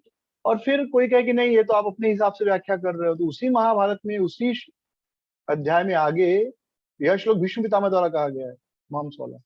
भीष्म पितामह मांस खाने की निंदा कर रहे हैं और बता रहे हैं मांस खाना बहुत बड़ा पाप है। पूरा एक चैप्टर ही है मांस खाना कितना बड़ा पाप है। तो जो आदमी मांस खाने को पाप बता रहा है, वो आदमी कैसे बोल सकता है कि मांस भोग लगाओ और मांस अपने पूर्वजों को पिंडदान करो, राइट। फिर तो खुद ही गलत हो गया ना वो। यानी वहां पर फल मांस का अर्थ है फल का गुदा। तो इस प्रकार वो हमको भ्रमित करते हैं, हमको बहकाते हैं, और हम लोग बहक के क्रिश्चियन बनते हैं या मुसलमान बनते हैं। और ये क्रिश्चियन और मुसलमान बड़े तेजी से कर रहे हैं। और हम लोग कहते हैं हमें उनकी किताब क्यों पढ़नी है, उनके बारे में क्यों जानना है। लेकिन अगर आप उनके बारे में नहीं जानोगे तो आप कभी उनसे बहस कर ही नहीं पाओगे। और या उनसे बहस करने की जरूरत भी नहीं है, लेकिन वो आपके लोगों को बेवकूफ बनाएंगे, आप उनको कभी बचा नहीं पाओगे। मैं मायापुर गया था पिछले साल, इस साल तो नहीं जा पाया। तो दिल्ली का एक भक्त मिला था, उससे बातचीत हुई, 1-1.5 घंटे बात करते रहा। तो काफी सारी बातें हुई प्रचार के ऊपर, भगवत गीता के ऊपर, मुसलमानों के ऊपर। फिर उसने कहा कि हमारे यहाँ एक माता जी आती है, उसका हस्बैंड मुसलमान बन रहा है, बन गया है। तो मैंने कहा आप लोग ने उसको ये सब बताया नहीं जो मैंने आपको भी बताया? बोला हमको पता ही नहीं है सब, हम क्या उसको प्रचार करेंगे। अभी आपने तो आज मुझे सब पता चला जो आप मुझे बता रहे हैं। तो आप सोचिए कितना इंपॉर्टेंट है। कल आपका ही बेटा बेटी, पति या पत्नी या भाई आके आपको बोलेगा मुझे ये बताया गया कुरान का या ईसाई धर्म का, और आप कुछ पता ही नहीं है, तो आप क्या जवाब दोगे? आप बोलोगे नहीं नहीं भगवत गीता पढ़ो। नहीं, जब वो कुरान की बात कर रहा है तो आपको कुरान से बताना, देखो कुरान में ये लिखा है, ये गलत लिखा है, ये सही, जो भी है सही गलत तो आपको बताना पड़ेगा। तब वो समझिएगा हाँ हाँ बराबर है, ये गलत है। तो आपको उनके धर्म से ही उनको, उनके हथियार से उनको मारना होगा। मारना होगा मतलब उनको हराना होगा। तो ये सारे ज्ञान, थोड़ा थोड़ा ज्ञान, बेसिक ज्ञान सबके पास होना चाहिए, विशेष रूप से जो हरे कृष्ण का प्रचार करते हैं। बहुत नहीं पर थोड़ा बेसिक ज्ञान तो होना ही चाहिए। तो ये श्लोक उस व्यक्ति ने मुझे दिखाया था, तो मैंने उसको आगे का श्लोक बताया तो वो भाग गया। हाँ, नहीं तो बड़े कॉन्फिडेंस से वो बता रहा था, ठीक है, कि देखो आपके भगवत गीता में ही लिखा है कि देवी देवता का पूजा नहीं करना चाहिए। तो यहाँ पर भौतिक इच्छाओं के कारण व्यक्ति क्या करता है, देवी देवताओं की शरण में जाता है। तो आप देखेंगे व्यक्ति क्यों वैदिक धर्म को छोड़कर देवी देवताओं की पूजा या दूसरे धर्म में जाता है। तो जैसे मैंने कई बार सुना है कई लोगों के मुख से कि धर्मेंद्र मुसलमान बना। क्यों बना? क्योंकि उसको 2 शादी करनी थी। हिंदू को तो 2 शादी अलाउड नहीं, मुसलमान को अलाउड है। तो अगर किसी को इच्छा है भाई 4 पत्नी रखने की, हाँ, तो आप हिंदू होकर अगर आप दूसरी शादी करते हैं तो आपको तलाक हो जाएगी, अरे आपको जेल हो जाएगी। लेकिन अगर आप मुसलमान बन जाते हैं और आप 4 शादी करते हैं तो आपको जेल नहीं होगी। और तलाक देना भी बहुत आसान है। आपने तलाक तलाक तलाक बोल दिया तो पहली पत्नी छूट गई, अब 3 रह गई, फिर एक शादी कर लो। फिर किसी से मन भर गया, उसको तलाक तलाक बोल दो, फिर एक शादी कर लो, और ऐसे वो परंपरा चलते रहेगी। तो ऐसी किसी को इच्छा है तो वह व्यक्ति जो है ऐसे अपधर्म, जो कि धर्म नहीं है एक्चुअली, धर्म ही उसको धर्म बोल ही नहीं सकते, मुसलमान बनते हैं, क्रिश्चियन बनते हैं, या देवी देवताओं की शरण में जाते हैं। तो मैं बार बार सुनता हूँ कि जो मुसलमान है विशेष रूप से वो हमेशा शरिया नियम चाहते। शरिया नियम जो है कुरान के अनुसार नियम बने हुए हैं, तो उसमें कुछ नियम है, आप सुनेंगे तो डर भी जाएंगे। जैसे आंख के बदले आंख, यदि किसी का आपने हाथ, आपने किसी का पैसा चोरी किया तो जिस हाथ से चोरी किया वो हाथ काट दिया जाएगा। हाँ, तो ऐसे बहुत कठोर सजाए हैं उसमें। पत्थर मार के आपको मार डाला जाएगा, पत्थर फेंक के मारा जाएगा, ऐसे सारे उसमें है नियम। जैसे अभी सऊदी अरब में एक्चुअली 2 लोगों के बीच झगड़ा हो गया। हाँ, अभी मतलब है 2-4 से 10 साल पहले की बात। 2 लोगों में झगड़ा हो गया, तो अब एक झगड़े में अभी किसको कहाँ चोट लग जाए, कोई झगड़ा तो होता ही है, घर में भी हो जाता बाहर भी। तो झगड़े में एक आदमी ने ऐसा मारा सर पे कि दूसरा आदमी कोमा में चला गया। अब वो कोमा में है, अब सजा तो मिलना है। सजा क्या है वहां पर? Eye for an eye for an eye, आंख के बदले आंख। यानी ये आदमी कोमा में गया तो ये आदमी को भी हमको कोमा में भेजना है। अब कोमा में भेजना तो ऐसे थोड़ी होगा, कोई इंजेक्शन दिया और आदमी कोमा में चला गया। तो अब वो कितने सालों से, जब से वो ये केस हुआ तब से वो डॉक्टर डिसाइड कर रहे हैं कि सर पे कहाँ मारे कि आदमी कोमा में जाए। तो ऐसा चल रहा है। तो हम सुनते हैं कि ये तो बड़ा भयानक है। तो मुसलमान पुरुष लोग, आदमी लोग क्यों शरिया नियम चाहते हैं? क्योंकि शरिया नियम में क्या है, आप 4 शादी करो, तलाक देकर निकालते जाओ, एक तरफ छोड़ते जाओ पत्नी और दूसरी तरफ पत्नी स्वीकार करते जाओ, कोई पूछने वाला नहीं। फिर अगर शरिया में कोई, मतलब मुस्लिम कानून के अनुसार यदि आप अपनी पत्नी को मारते हैं, पीटते हैं, तो कोई पूछने वाला नहीं है, आपको कोई पूछ नहीं सकता है। जैसे अगर घर में आपकी पत्नी के बीच झगड़ा हो गया, आपने एक झापड़ मार दिया, तो पत्नी का भाई आके पूछेगा भाई क्यों मारा मेरी बहन को। माँ बाप पूछ सकते मेरी बेटी को क्यों मारा आपने।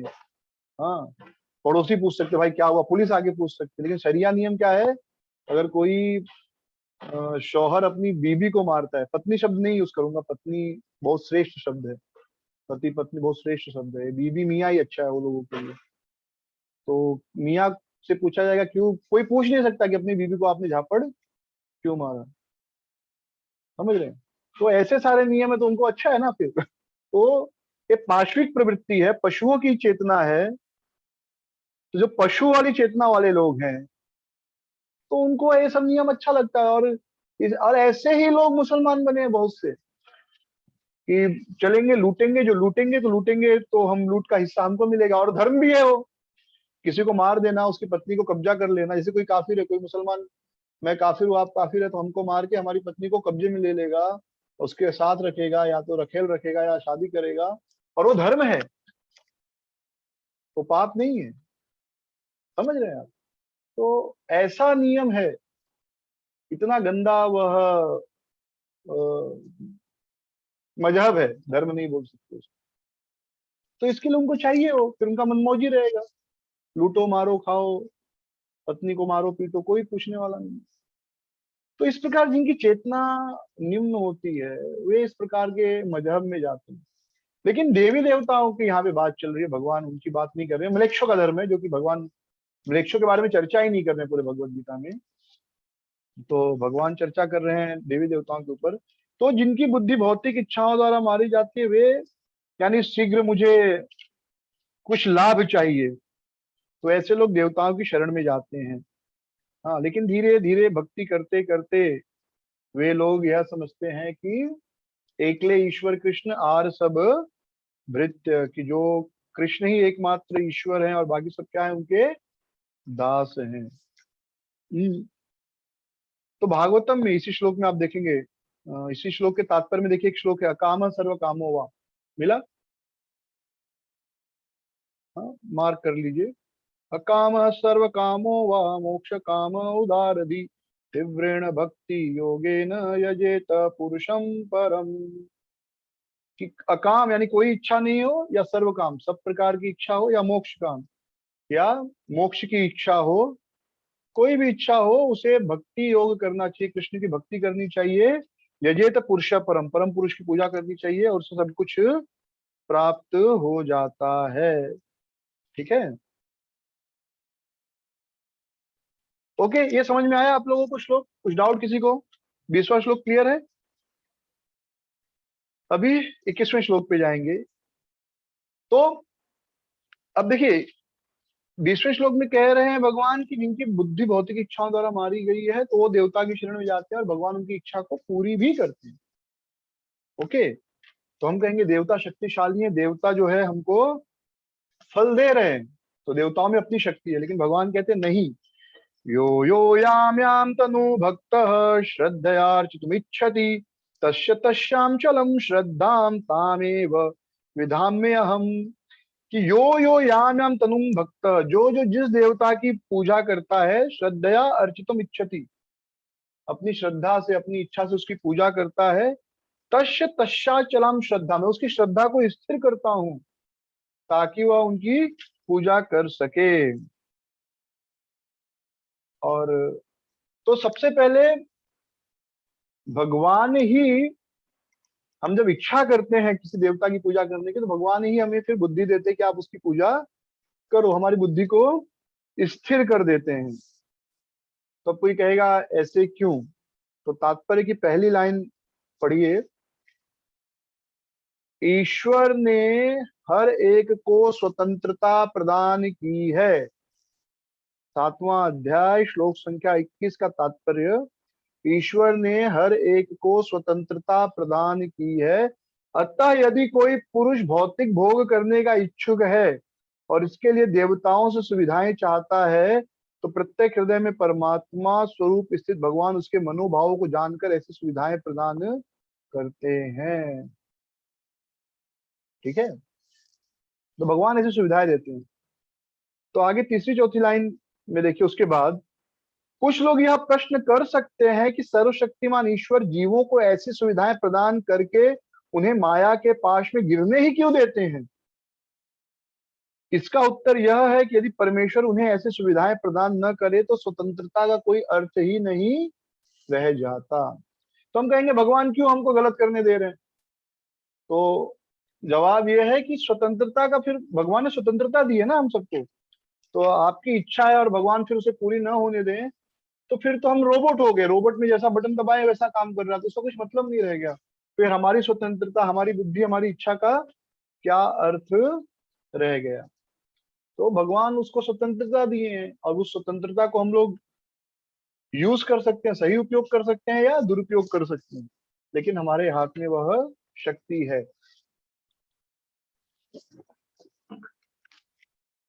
लेकिन उसके बाद हम अगर स्वतंत्रता का दुरुपयोग करते हैं तो दुखी होंगे, सदुपयोग करते हैं तो सुखी होंगे।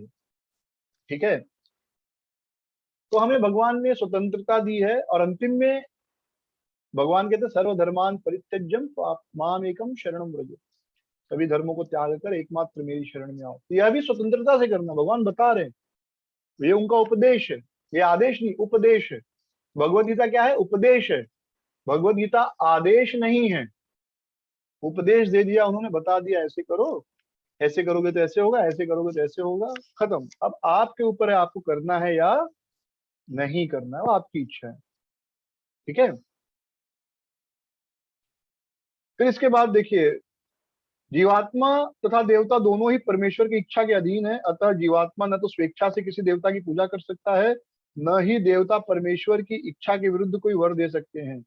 जैसा कि कहावत है, ईश्वर की इच्छा के बिना एक पत्ती भी नहीं हिलती। अब कोई कहेगा कि भगवान की इच्छा से देवताओं की पूजा कर रहे हैं, तो फिर हमारी क्या गलती है? तो आप इसको इस प्रकार समझिए कि गवर्नमेंट ने, सरकार ने दारू की दुकानें खोल के रखी, शराब की दुकानें। अगर सरकार की इच्छा ना हो तो क्या आप शराब पी सकते हैं? सरकार ने बोल दिया नहीं, आज से कोई शराब नहीं पिएगा, दारू की दुकान बंद, तो फिर आप शराब नहीं पी सकते। तो सरकार ने शराब की दुकान खोल रखी है। अब आप पी रहे हैं, ये उस सरकार की इच्छा से पी रहे हैं, लेकिन आपकी इच्छा है उसमें, और नहीं पी रहे तो भी आपकी इच्छा है। लेकिन अगर आप पी रहे हैं तो वह भी सरकार की इच्छा के कारण ही है कि सरकार ने दुकान खोल के रखा है। अगर सरकार दुकान बंद कर दे तो आपका शराब पी सकते हैं? नहीं पी सकते। लेकिन दारू की दुकान खुलने के बाद पीना नहीं पीना आपकी इच्छा पे। और अगर आप पी रहे हैं तो आप बोलोगे मैंने तो मेरी इच्छा से पिया, एकदम सही है। लेकिन आपकी इच्छा के साथ अगर गवर्नमेंट की इच्छा नहीं मिली होती तो आप नहीं पी सकते थे।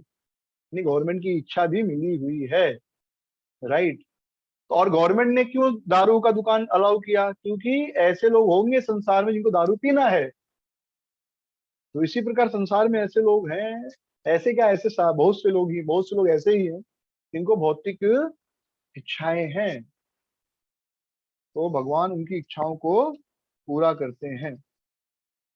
अब देखेंगे एक चौथा पांचवा लाइन में दिया है, ईश्वर की इच्छा के बिना एक पत्ती नहीं हिलती। उसके बाद तीसरी चौथी लाइन में एक रोगी को सूर्य देव की पूजा करने का आदेश है। जो व्यक्ति हमेशा बीमार रहता है ना, उसे वेदों में, आयुर्वेद में कहा गया सूर्य देव की पूजा करो। आयु मतलब आयु, वेद मतलब ज्ञान।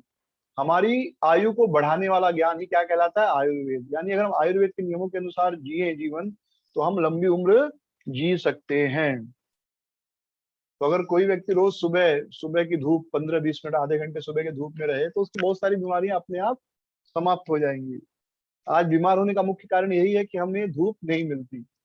हम हमेशा बासी हवा, एसी की हवा में रहते हैं, बंद कमरे में रहते हैं।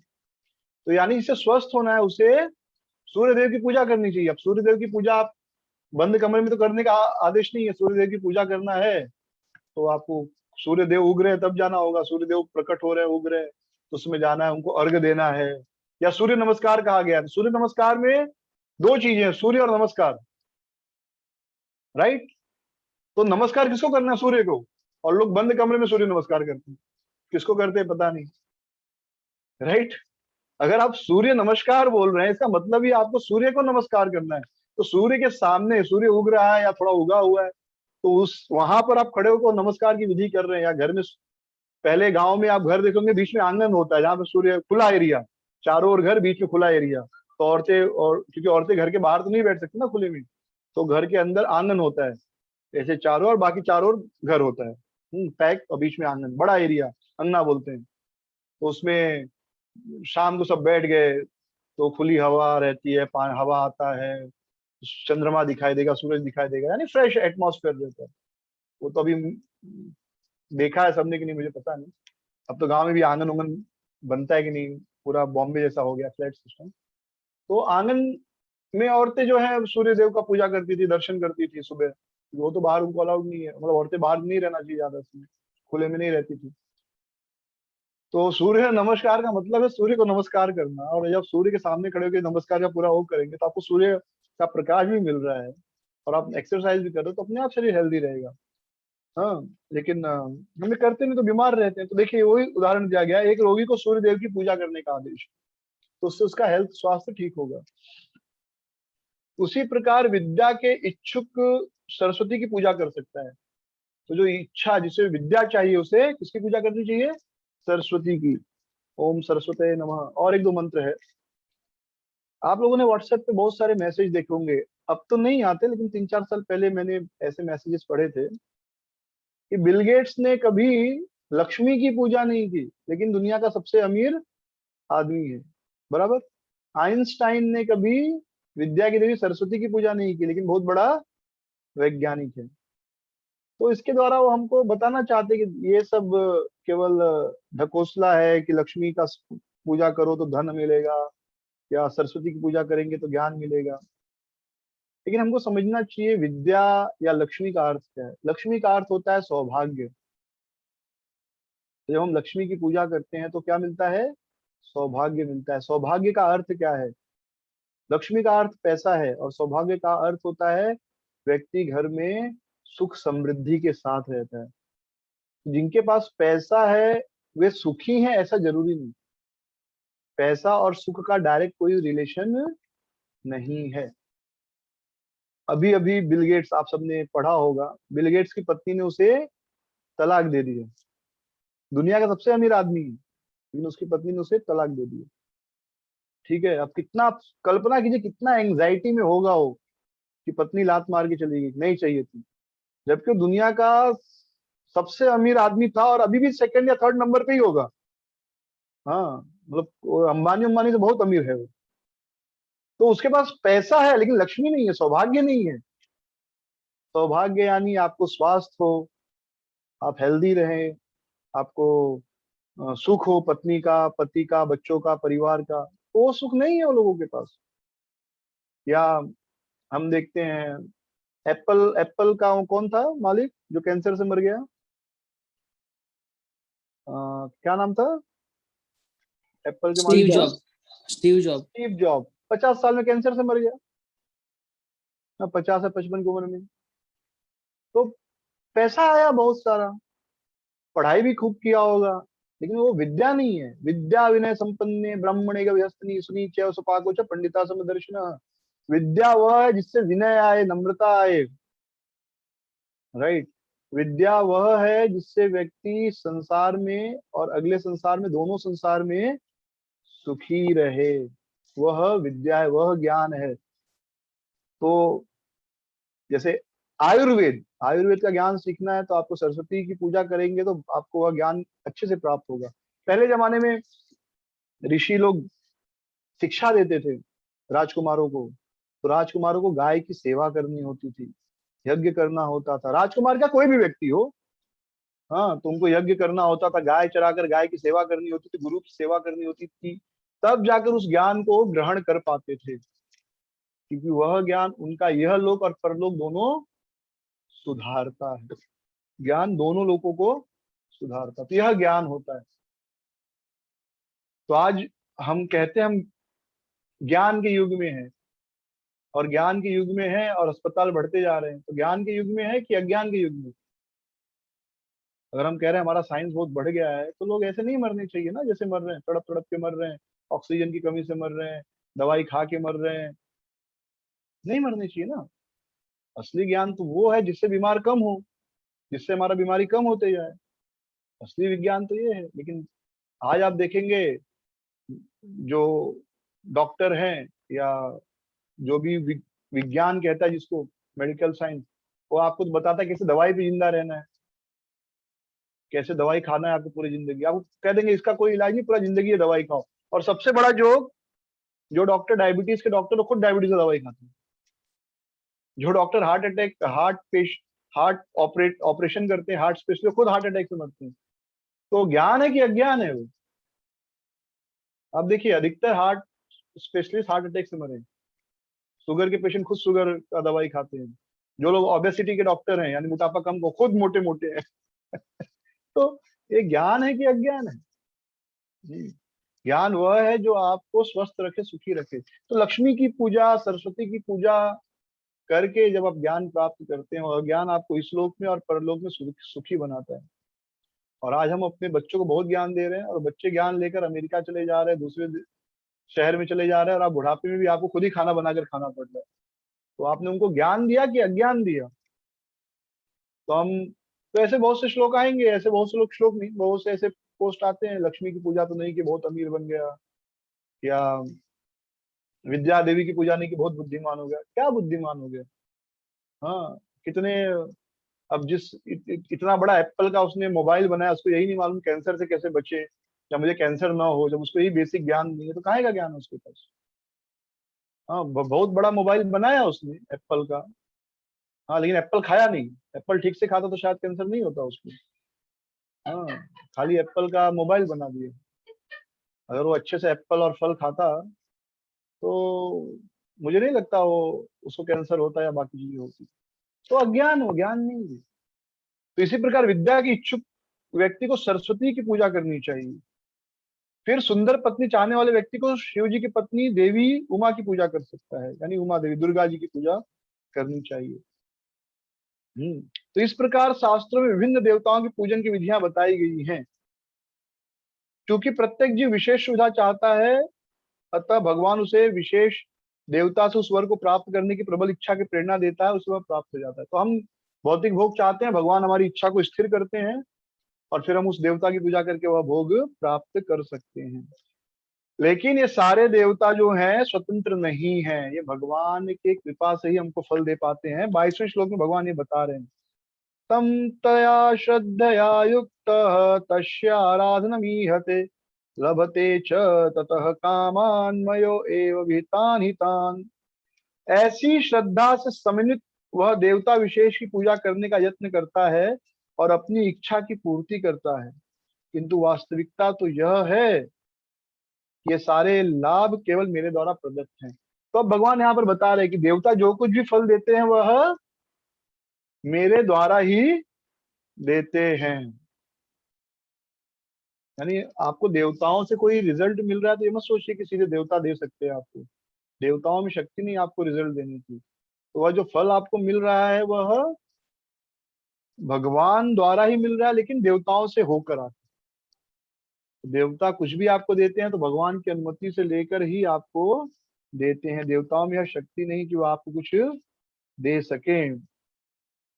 तो ये देखिए, दो लाइन बहुत महत्वपूर्ण है तात्पर्य की इस 22वें अध्याय के, उसको अंडरलाइन कर लीजिए। देवतागण परमेश्वर की अनुमति के बिना अपने भक्तों को वर नहीं दे सकते। जीव भले ही यह भूल जाए कि प्रत्येक वस्तु परमेश्वर की संपत्ति है, किंतु देवता इसे नहीं भूलते। इसको अंडरलाइन कर लीजिए। तो भले हम भूल जाएं कि सब कुछ भगवान का है, लेकिन देवता कभी नहीं भूलते, इसलिए वो देवता है। देवता का मतलब यही होता है कि वे यह कभी नहीं भूलते कि सारी संपत्ति भगवान की है। वो भोग करते हैं देवता।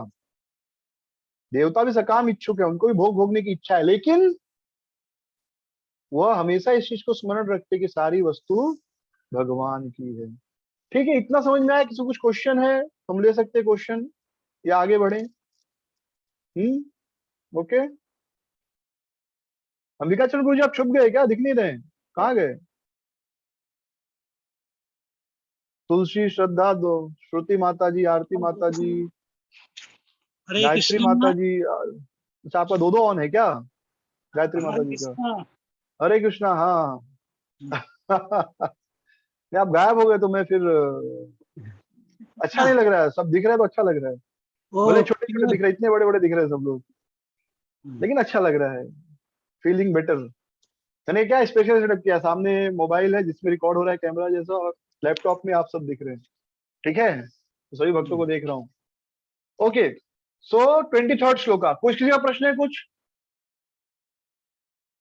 कुछ प्रश्न है तो हाथ उठाइए, हम डिस्कस कर सकते हैं, नहीं तो आगे बढ़ते हैं। कुछ क्वेश्चन है किसी का तो? ओके, ठीक है। आदित्य, तबियत कैसा है आपका? ठीक है अभी? यस प्रभु, ठीक है। अभी टेम्परेचर नहीं आया ना?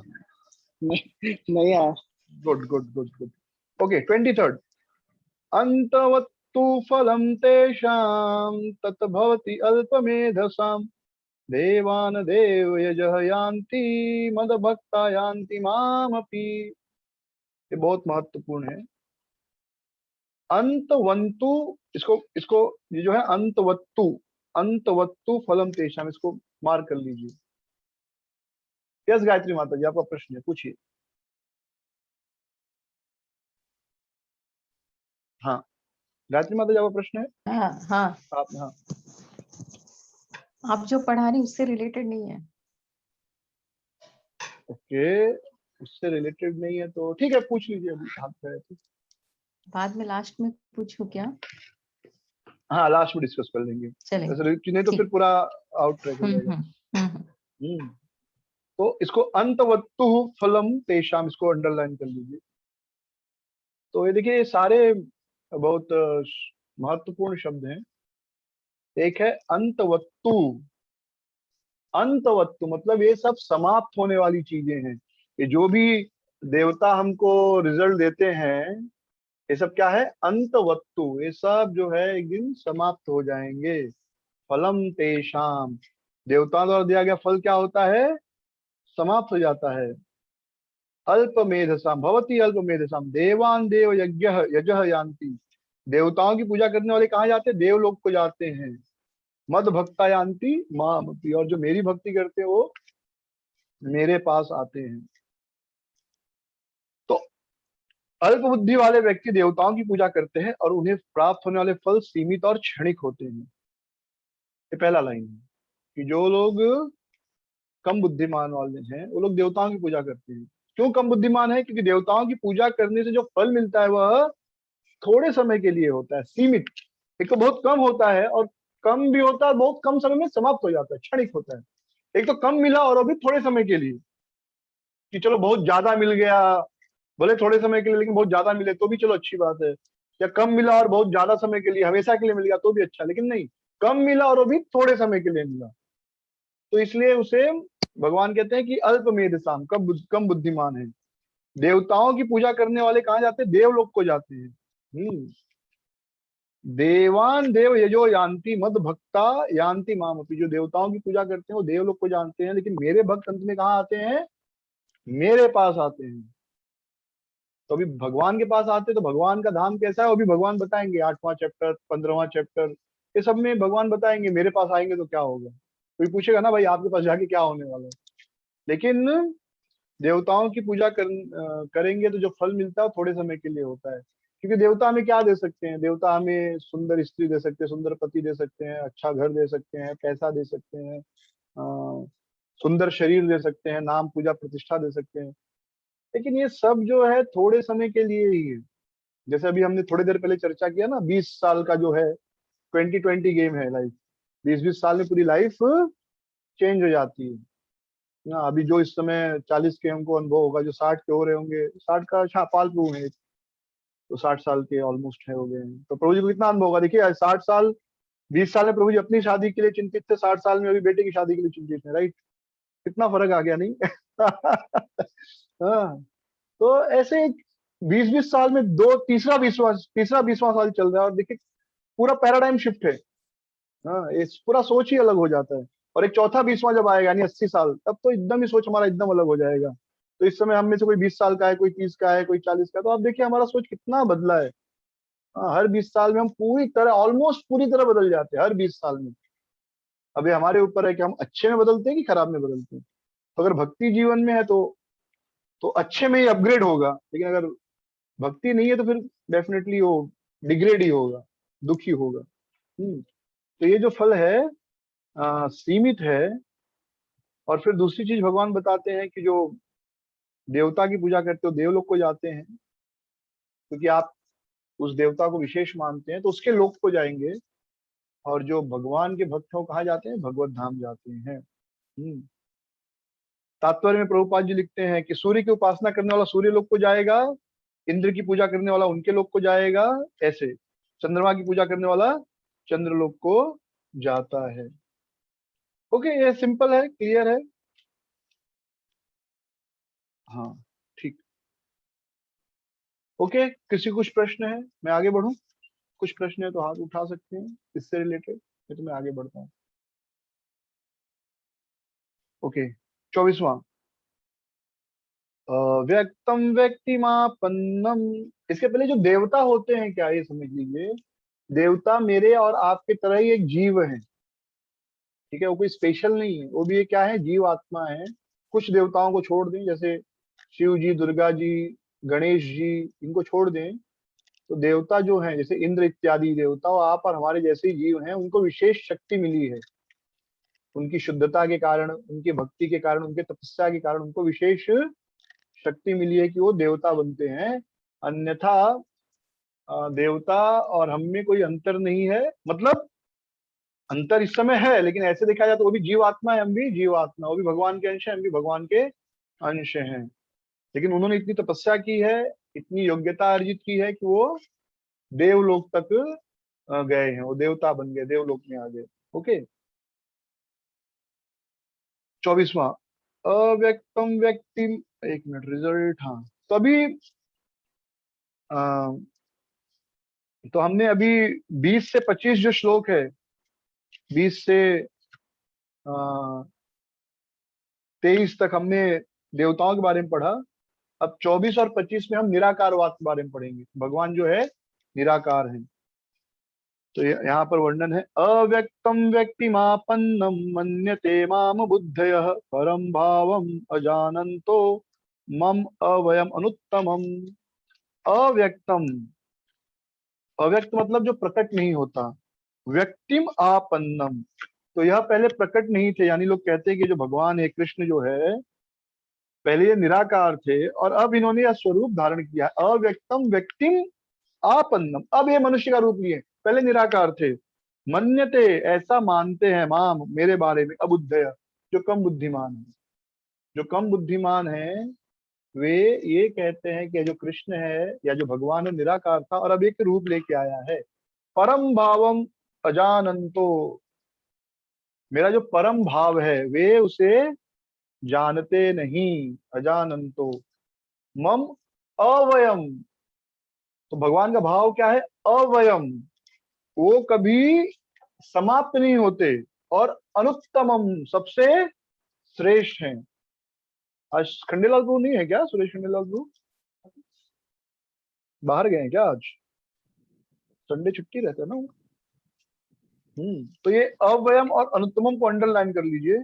24वां श्लोक का आखिरी का जो शब्द है, अवयम और अनुत्तमम, ये भगवान के दो गुण है विशेष। एक क्या है? भगवान अवय है, वय मतलब खर्चा, अवय मतलब खर्चा नहीं, यानी कभी वो खत्म नहीं होंगे, हमेशा वैसे के वैसे रहेंगे। और अनुत्तमम, और वे सबसे श्रेष्ठ हैं। मैं फिर से पढ़ रहा हूँ श्लोक, आप समझने का प्रयास कीजिए। अव्यक्तम, यानी मैं अप्रकट था, अप्रकट यानी निराकार, लेकिन व्यक्तिम आपन्नम, व्यक्ति, लेकिन अभी व्यक्ति का स्वरूप प्राप्त हुआ है। मन्यते, ऐसा मानते हैं, कौन? माम अबुद्धय, जो अबुद्धय लोग हैं, जो कम बुद्धिमान लोग हैं, वे ऐसा मानते हैं कि पहले मैं प्रकट नहीं था, अब ऐसा शरीर लिया है। परम भावम, जो मेरा परम स्वभाव है, अजानंतो, उसे वे जानते नहीं। मम, मेरा जो स्वभाव है, कैसा स्वभाव है? अवयम, अवयम स्वभाव है, जो कभी खत्म नहीं होता। पूर्णमद पूर्णमिदं पूर्णात् पूर्णमुदच्यते पूर्णस्य पूर्णमादाय पूर्णमेवावशिष्यते। भगवान पूर्ण है, उनसे बहुत कुछ निकलता है, फिर भी भगवान वैसे के वैसे ही रहते हैं। भगवान में कभी कुछ कमी नहीं आती। वे अपने अल्प ज्ञान के कारण मेरी अविनाशी और सर्वोच्च प्रकृति को समझ नहीं पाते। ठीक है। तो तात्पर्य जो है काफी बहुत बड़ा है, लेकिन मोटा मोटी हमको यह समझना है इस श्लोक में कि जो निराकारवादी हैं, बहुत से लोग हैं भगवत गीता को मानते हैं, लेकिन वो निराकारवादी है, वो कहते हैं कि भगवान निराकार है। तो वो क्या कहते हैं कि भगवान निराकारी है, लेकिन अभी उन्होंने एक आकार लेकर प्रकट हुए, और आकार लेकर प्रकट हुए हैं और वो फिर से निराकार हो जाएंगे। लेकिन भगवान कहते नहीं, मैं हमेशा से ही ऐसा हूं और आगे भी ऐसा ही रहूंगा। ठीक है।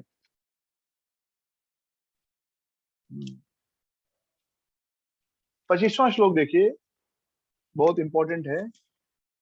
नाहं प्रकाशः सर्वस्य योग माया समावृतः मूढ़ो अयम नाभिजानाति लोक माम अजम अव्ययम। नाहम, नाहम मतलब न अहम, मैं प्रकाश सर्वस्य, प्रकाश मतलब सामने आना, तो मैं सबके सामने नहीं आता, सर्वस्य, सबके सामने प्रकट नहीं आता। कैसे प्रकट नहीं होता हूँ? योग माया समावृता, जो मेरी योग माया है उसके द्वारा मैं ढका रहता हूँ। मूढ़ो अयम ना भी जानाती, जो मूढ़ है, मूर्ख है, वे मुझे नहीं जानते। लोक माम अजम अव्ययम, मैं अजन्मा हूँ। अजम, अजम मतलब इसका जन्म नहीं हुआ, और अव्ययम जो कभी समाप्त नहीं होता। मैं मूर्खों तथा अल्पज्ञों के लिए कभी भी प्रकट नहीं हूँ, उनके लिए तो मैं अपनी अंतरंगा शक्ति द्वारा आच्छादित रहता हूँ, अतः वे यह नहीं जान पाते कि मैं अजन्मा और अविनाशी हूँ। तो भगवान यहाँ बता रहे हैं कि अगर मैं हूँ सामने तो भी लोग मुझे समझ पाए यह जरूरी नहीं है। तो आप देखेंगे तात्पर्य में एक श्लोक है, हिरण्यमयेन पात्रेण सत्याशपिहितं मुखम तत्वं पूषण पावृणु सत्य धर्माय दृश्यते। मिला आप लोगों को? वो मार्क कर लीजिए, ईशोपनिषद का 15वां मंत्र है। हे भगवान, आप समग्र ब्रह्मांड के पालक हैं और आपकी भक्ति सर्वोच्च धर्म है, अतः मेरी प्रार्थना है कि आप मेरा भी पालन करें। पूषण यानी पालन करना, आप सबका पालन करते हैं, मेरा ही पालन करें। आपका दिव्य रूप योग माया से आवृत्त है, ब्रह्मा ज्योति आपकी अंतरंगा शक्ति का आवरण है। कृपया इस तेज को हटा ले, क्योंकि यह आपके सच्चिदानंद विग्रह के दर्शन में बाधक है। यानी भगवान के शरीर से इतना तेज आता है कि भगवान को देखना मुश्किल हो जाता है। कभी कभी आप देखेंगे, हेलोजन देखा है आपने? हेलोजन, हेलोजन के अंदर लाइट होता है ना, जो बल्ब इतना तेज रहता है, आप ध्यान से देखेंगे तो बल्ब दिखाई नहीं देगा, तो जब लाइट ऑफ होता है तब बल्ब दिखाई देगा। तो इतना उससे प्रकाश निकलता है। तो ऐसे भगवान के शरीर से इतना प्रकाश निकलता है कि लोगों को लगता है कि भगवान मतलब प्रकाश, लेकिन जब भगवान वो प्रकाश हटा लेते हैं तब हम भगवान को देख सकते हैं। प्रभुपाद जी उदाहरण देते इसी श्लोक में कि भगवान कृष्ण थे लेकिन फिर भी उनको दुर्योधन समझ नहीं पाया। तीसरा लाइन या चौथा लाइन में आपको मिल जाएगा। और शिशुपाल ने उनका विरोध किया, उनको गालियां दी। ओके, सो यहीं पे आज स्टॉप करेंगे। अभी अभी गायत्री माता जी आपका प्रश्न था, और भी किसका प्रश्न है तो आप पूछ सकते हैं, हाथ उठाइए। गायत्री माता जी बोलिए।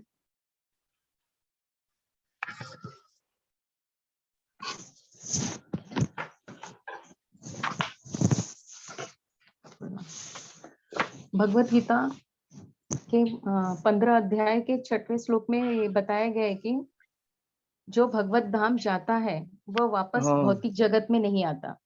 ओके, हाँ तो जहां तक हाँ ठीक है। हाँ मैं जानती थी कि जैसे हम पहले भगवान के पास ही रहते थे गोलोक में, ओके, हाँ लेकिन हमें मतलब इच्छा हुई, स्वामी बनने की इच्छा हुई, तो इसलिए स्वतंत्रता की इच्छा हुई, तो भगवान ने हमें यहाँ पर पृथ्वी राइट मतलब राइट, भौतिक जगत में भेज दिया, हाँ ताकि हम अपनी वो इच्छा को पूरी कर सके। और राइट फिर अब राइट, हम भक्ति करके फिर से हम भगवत धाम जाएंगे। Correct correct correct, right. So आपका प्रश्न है कि जो जाता वहां जाता तो वापस क्यों नहीं आता, वापस नहीं आ सकता, तो कैसे आ गए हम लोग, राइट? तो देखिए, दो दो मैं मेरा समझ दे रहा हूँ, इसके आपको अलग अलग अंडरस्टैंडिंग लोगों का मिलेगा। मैं जिस तरह समझाऊं इसको, कि पहला चीज, भगवत धाम कोई जेल नहीं है कि आपको जबरदस्ती रखा जाएगा। जैसे जेल में जो जाता है तो 20 साल के लिए रखा गया तो 20 साल के पहले वापस नहीं आ सकता, राइट? तो भगवत धाम जो है, भगवान का धाम कोई जेल नहीं है कि आप गए तो वापस नहीं आ सकते। अगर आपका इच्छा है तो ही आप वापस आ सकते हैं, आपको वहां से जबरदस्ती नहीं निकाला जाएगा। जैसे अभी आप इस शरीर में है, इस घर में है, राइट? लेकिन आप नहीं चाहते हुए भी आपको यह शरीर और घर छोड़ना पड़ेगा, बराबर है? एक दिन यह शरीर और एक घर छोड़ना पड़ेगा। भगवत धाम में ऐसा नहीं है। भगवत धाम में आप जब तक रहना चाहें तब तक रह सकते हैं, कोई आपको जाने के लिए नहीं कहेगा। लेकिन आपकी जाने की इच्छा हुई तो वह जेल भी नहीं है कि नहीं आप तो अब आ गए, अब जाने नहीं देंगे। आप बोलोगे नहीं मुझे नहीं रहना है, तो आप बोलोगे नहीं भगवत गीता मैंने बोला था ना, यद गत्वा न निवर्तन्ते, आ गए तो नहीं जाने को मिलेगा। तो जेल नहीं है, ओके? तो आप अपनी स्वतंत्रता से वहां से जाएंगे, आपको जबरदस्ती कभी निकाला नहीं जाएगा। यहाँ पे हमको जबरदस्ती निकाला जाएगा, नहीं तो अगर यहाँ पर जबरदस्ती निकाला ना जाए तो आ, कोई करोड़पति आदमी कभी मरेगा ही नहीं, वो तो कभी छोड़ेगा ही नहीं। करोड़पति जितने भी लोग हैं, धनी लोग जितने भी हैं, वो तो फिर पैसे के बल पे हमेशा रहेंगे और कभी अन्याय खत्म ही नहीं होगा। पापी आदमी कभी मरेगा ही नहीं फिर। तो इसे छोड़ना पड़ेगा यहाँ पे, आप चाहो या मत चाहो, आपको यहाँ पर छोड़ना पड़ेगा। आध्यात्मिक जगत जो है, भगवान जो कह रहे हैं, वहां पर आपको छोड़ना नहीं पड़ेगा।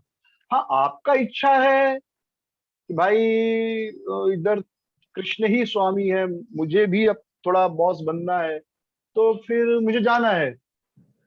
तो यदि आपको वहां पर रोक लिया जाए तब तो वह जेल हो गया, और भगवत धाम जेल नहीं। नहीं, राइट। जैसे जेल के अंदर कोई आदमी है, उसको समझो सजा मिली है 20 साल की या पूरा जीवन भर का, तो बोले मुझे जाना है, तो गवर्नमेंट जाने ही नहीं देगी वहां से। ये समझ में आ रहा है आपको? जेल के अंदर आप जाना भी चाहें, बाहर निकलना चाहें, तो आपको अलाउड नहीं है। इस संसार में, आप इस शरीर में, संसार में रहना भी चाहें तो भी आप अलाउड नहीं है। भगवान का धाम ना तो जेल है, ना भौतिक जगत है। यानी वहां से आपको जबरदस्ती निकाला भी नहीं जाएगा, और आप वहां से छोड़ना चाहे तो आपको रोका भी नहीं जाएगा। क्योंकि अगर आप वहां छोड़ना चाहती हैं, आपके मन में इच्छा है कि ठीक है, हो गया, बहुत दिनों कृष्ण का सेवा की है, समझ गया, लेकिन थोड़ा खुद भी थोड़ा भगवान जैसा बनकर देखूं, तो आप बोलोगे मुझे जाना है। तो अगर उस समय आपको रोका जाएगा तो फिर वो जेल हो गया ना, कारागृह हो गया। तो कारागृह तो नहीं है भगवान का धाम। और भगवान का धाम भौतिक जगत भी नहीं है कि नहीं चलो हो गया, आप निकलो यहाँ से। आपको इच्छा नहीं तो आपको निकाला भी नहीं जाएगा, और आपकी इच्छा नहीं तो आपको निकाला भी नहीं जाएगा, और आपकी इच्छा है वहां से जाने की तो आपको रोका भी नहीं जाएगा। अदरवाइज फिर उसका मतलब नहीं रह गया ना, स्वतंत्रता का कुछ मतलब नहीं रह गया। ठीक है, समझ में आया? और किसी का प्रश्न है? एक एक हाँ और बोलिए। मुझे पूछना था कि हाँ जैसे कि बताया कि अंतिम समय में जो इच्छा करते हैं हाँ मनुष्य, हाँ, अंतिम समय हाँ में जो इच्छा करता है उसे वही योनि प्राप्त होती है। तो हाँ फिर उसने जो पूरा जीवन कर्म किया, क्या उसके कर्म के आधार पे फिर वो जन्म नहीं मिलता है? हाँ, बहुत सुंदर प्रश्न। अंतिम में जो इच्छा करते हैं उसको वैसा ही शरीर मिलता है, राइट। तो हम्म, पूरा जीवन जो कार्य करता है उसी के हिसाब से उसका अंतिम इच्छा बनता है। ठीक है, अंतिम इच्छा आ, अभी जैसे आप एग्जाम में जैसा पेपर लिखेंगे वैसे ही मार्क्स आएंगे, बराबर। हम्म, तो अब कोई कहे कि एग्जाम में, मैं नकल की बात नहीं कर रहा हूँ, नॉर्मल सिचुएशन, कि आप एग्जाम में जैसा लिखते हैं वैसा ही आपको मार्क्स मिलता है। तो अब कोई कह रहे बस 3 घंटे के एग्जाम में लिखने से पूरा डिसाइड होगा साल में कौन पास होगा कौन फेल, तो पूरे साल भर पढ़ने का क्या फायदा है? नहीं, साल भर आप जब पढ़ोगे तभी तो लिखोगे 3 घंटे में, बराबर। और याद रखिए, जितना छोटा एग्जाम होता है प्रिपरेशन उतना ज्यादा अच्छा करना पड़ता है। तो मृत्यु तो केवल एक क्षण का एग्जाम है। 3 घंटे में फिर भी आप सोच सकते हैं, प्लान कर सकते हैं। एक एक क्षण के एग्जाम में आप क्या करेंगे, उसमें आपको जो आपने पूरा जिंदगी प्रिपेयर किया तुरंत वही होगा। तो अंतिम में हम जो सोचते हैं, यम यम वापि स्मरण भावम त्यजति अन्ते कलेवरम तम तमेवेति कौन्तेय सदा मद्भाव भावित, सदा तद्भाव भावित। तो जो जो हम सोचते हैं वैसा वैसा शरीर मिलता है। तो क्या सोचोगे आप अंतिम में? आप वही सोचोगे जो पूरा जीवन किया है, जो पूरे जीवन हमने अपनी चेतना डेवलप की है। आप देखिए, रात को सपने भी वही आते हैं जो आप जनरली दिन भर किए हैं, राइट। रात में आप वही जो दिन भर आप किए हैं सोचे, रात में वही जनरली वैसे ही सपने आते हैं, उसी से रिलेटेड। ऐसा नहीं होता कि दिन भर आप कुछ और किए हैं, रात को सपना कुछ और आएगा, जनरली ऐसा नहीं होता। ओके। तो हमारे पूरा जीवन जो हम कार्य करते हैं, पूरा जिंदगी जो किए हैं, उसी के आधार पर हमारा अंतिम विचार वैसा ही आएगा, और जैसा विचार होगा अंतिम वैसा अगला शरीर मिलेगा। ठीक है, ओके। और कुछ प्रश्न है किसी का?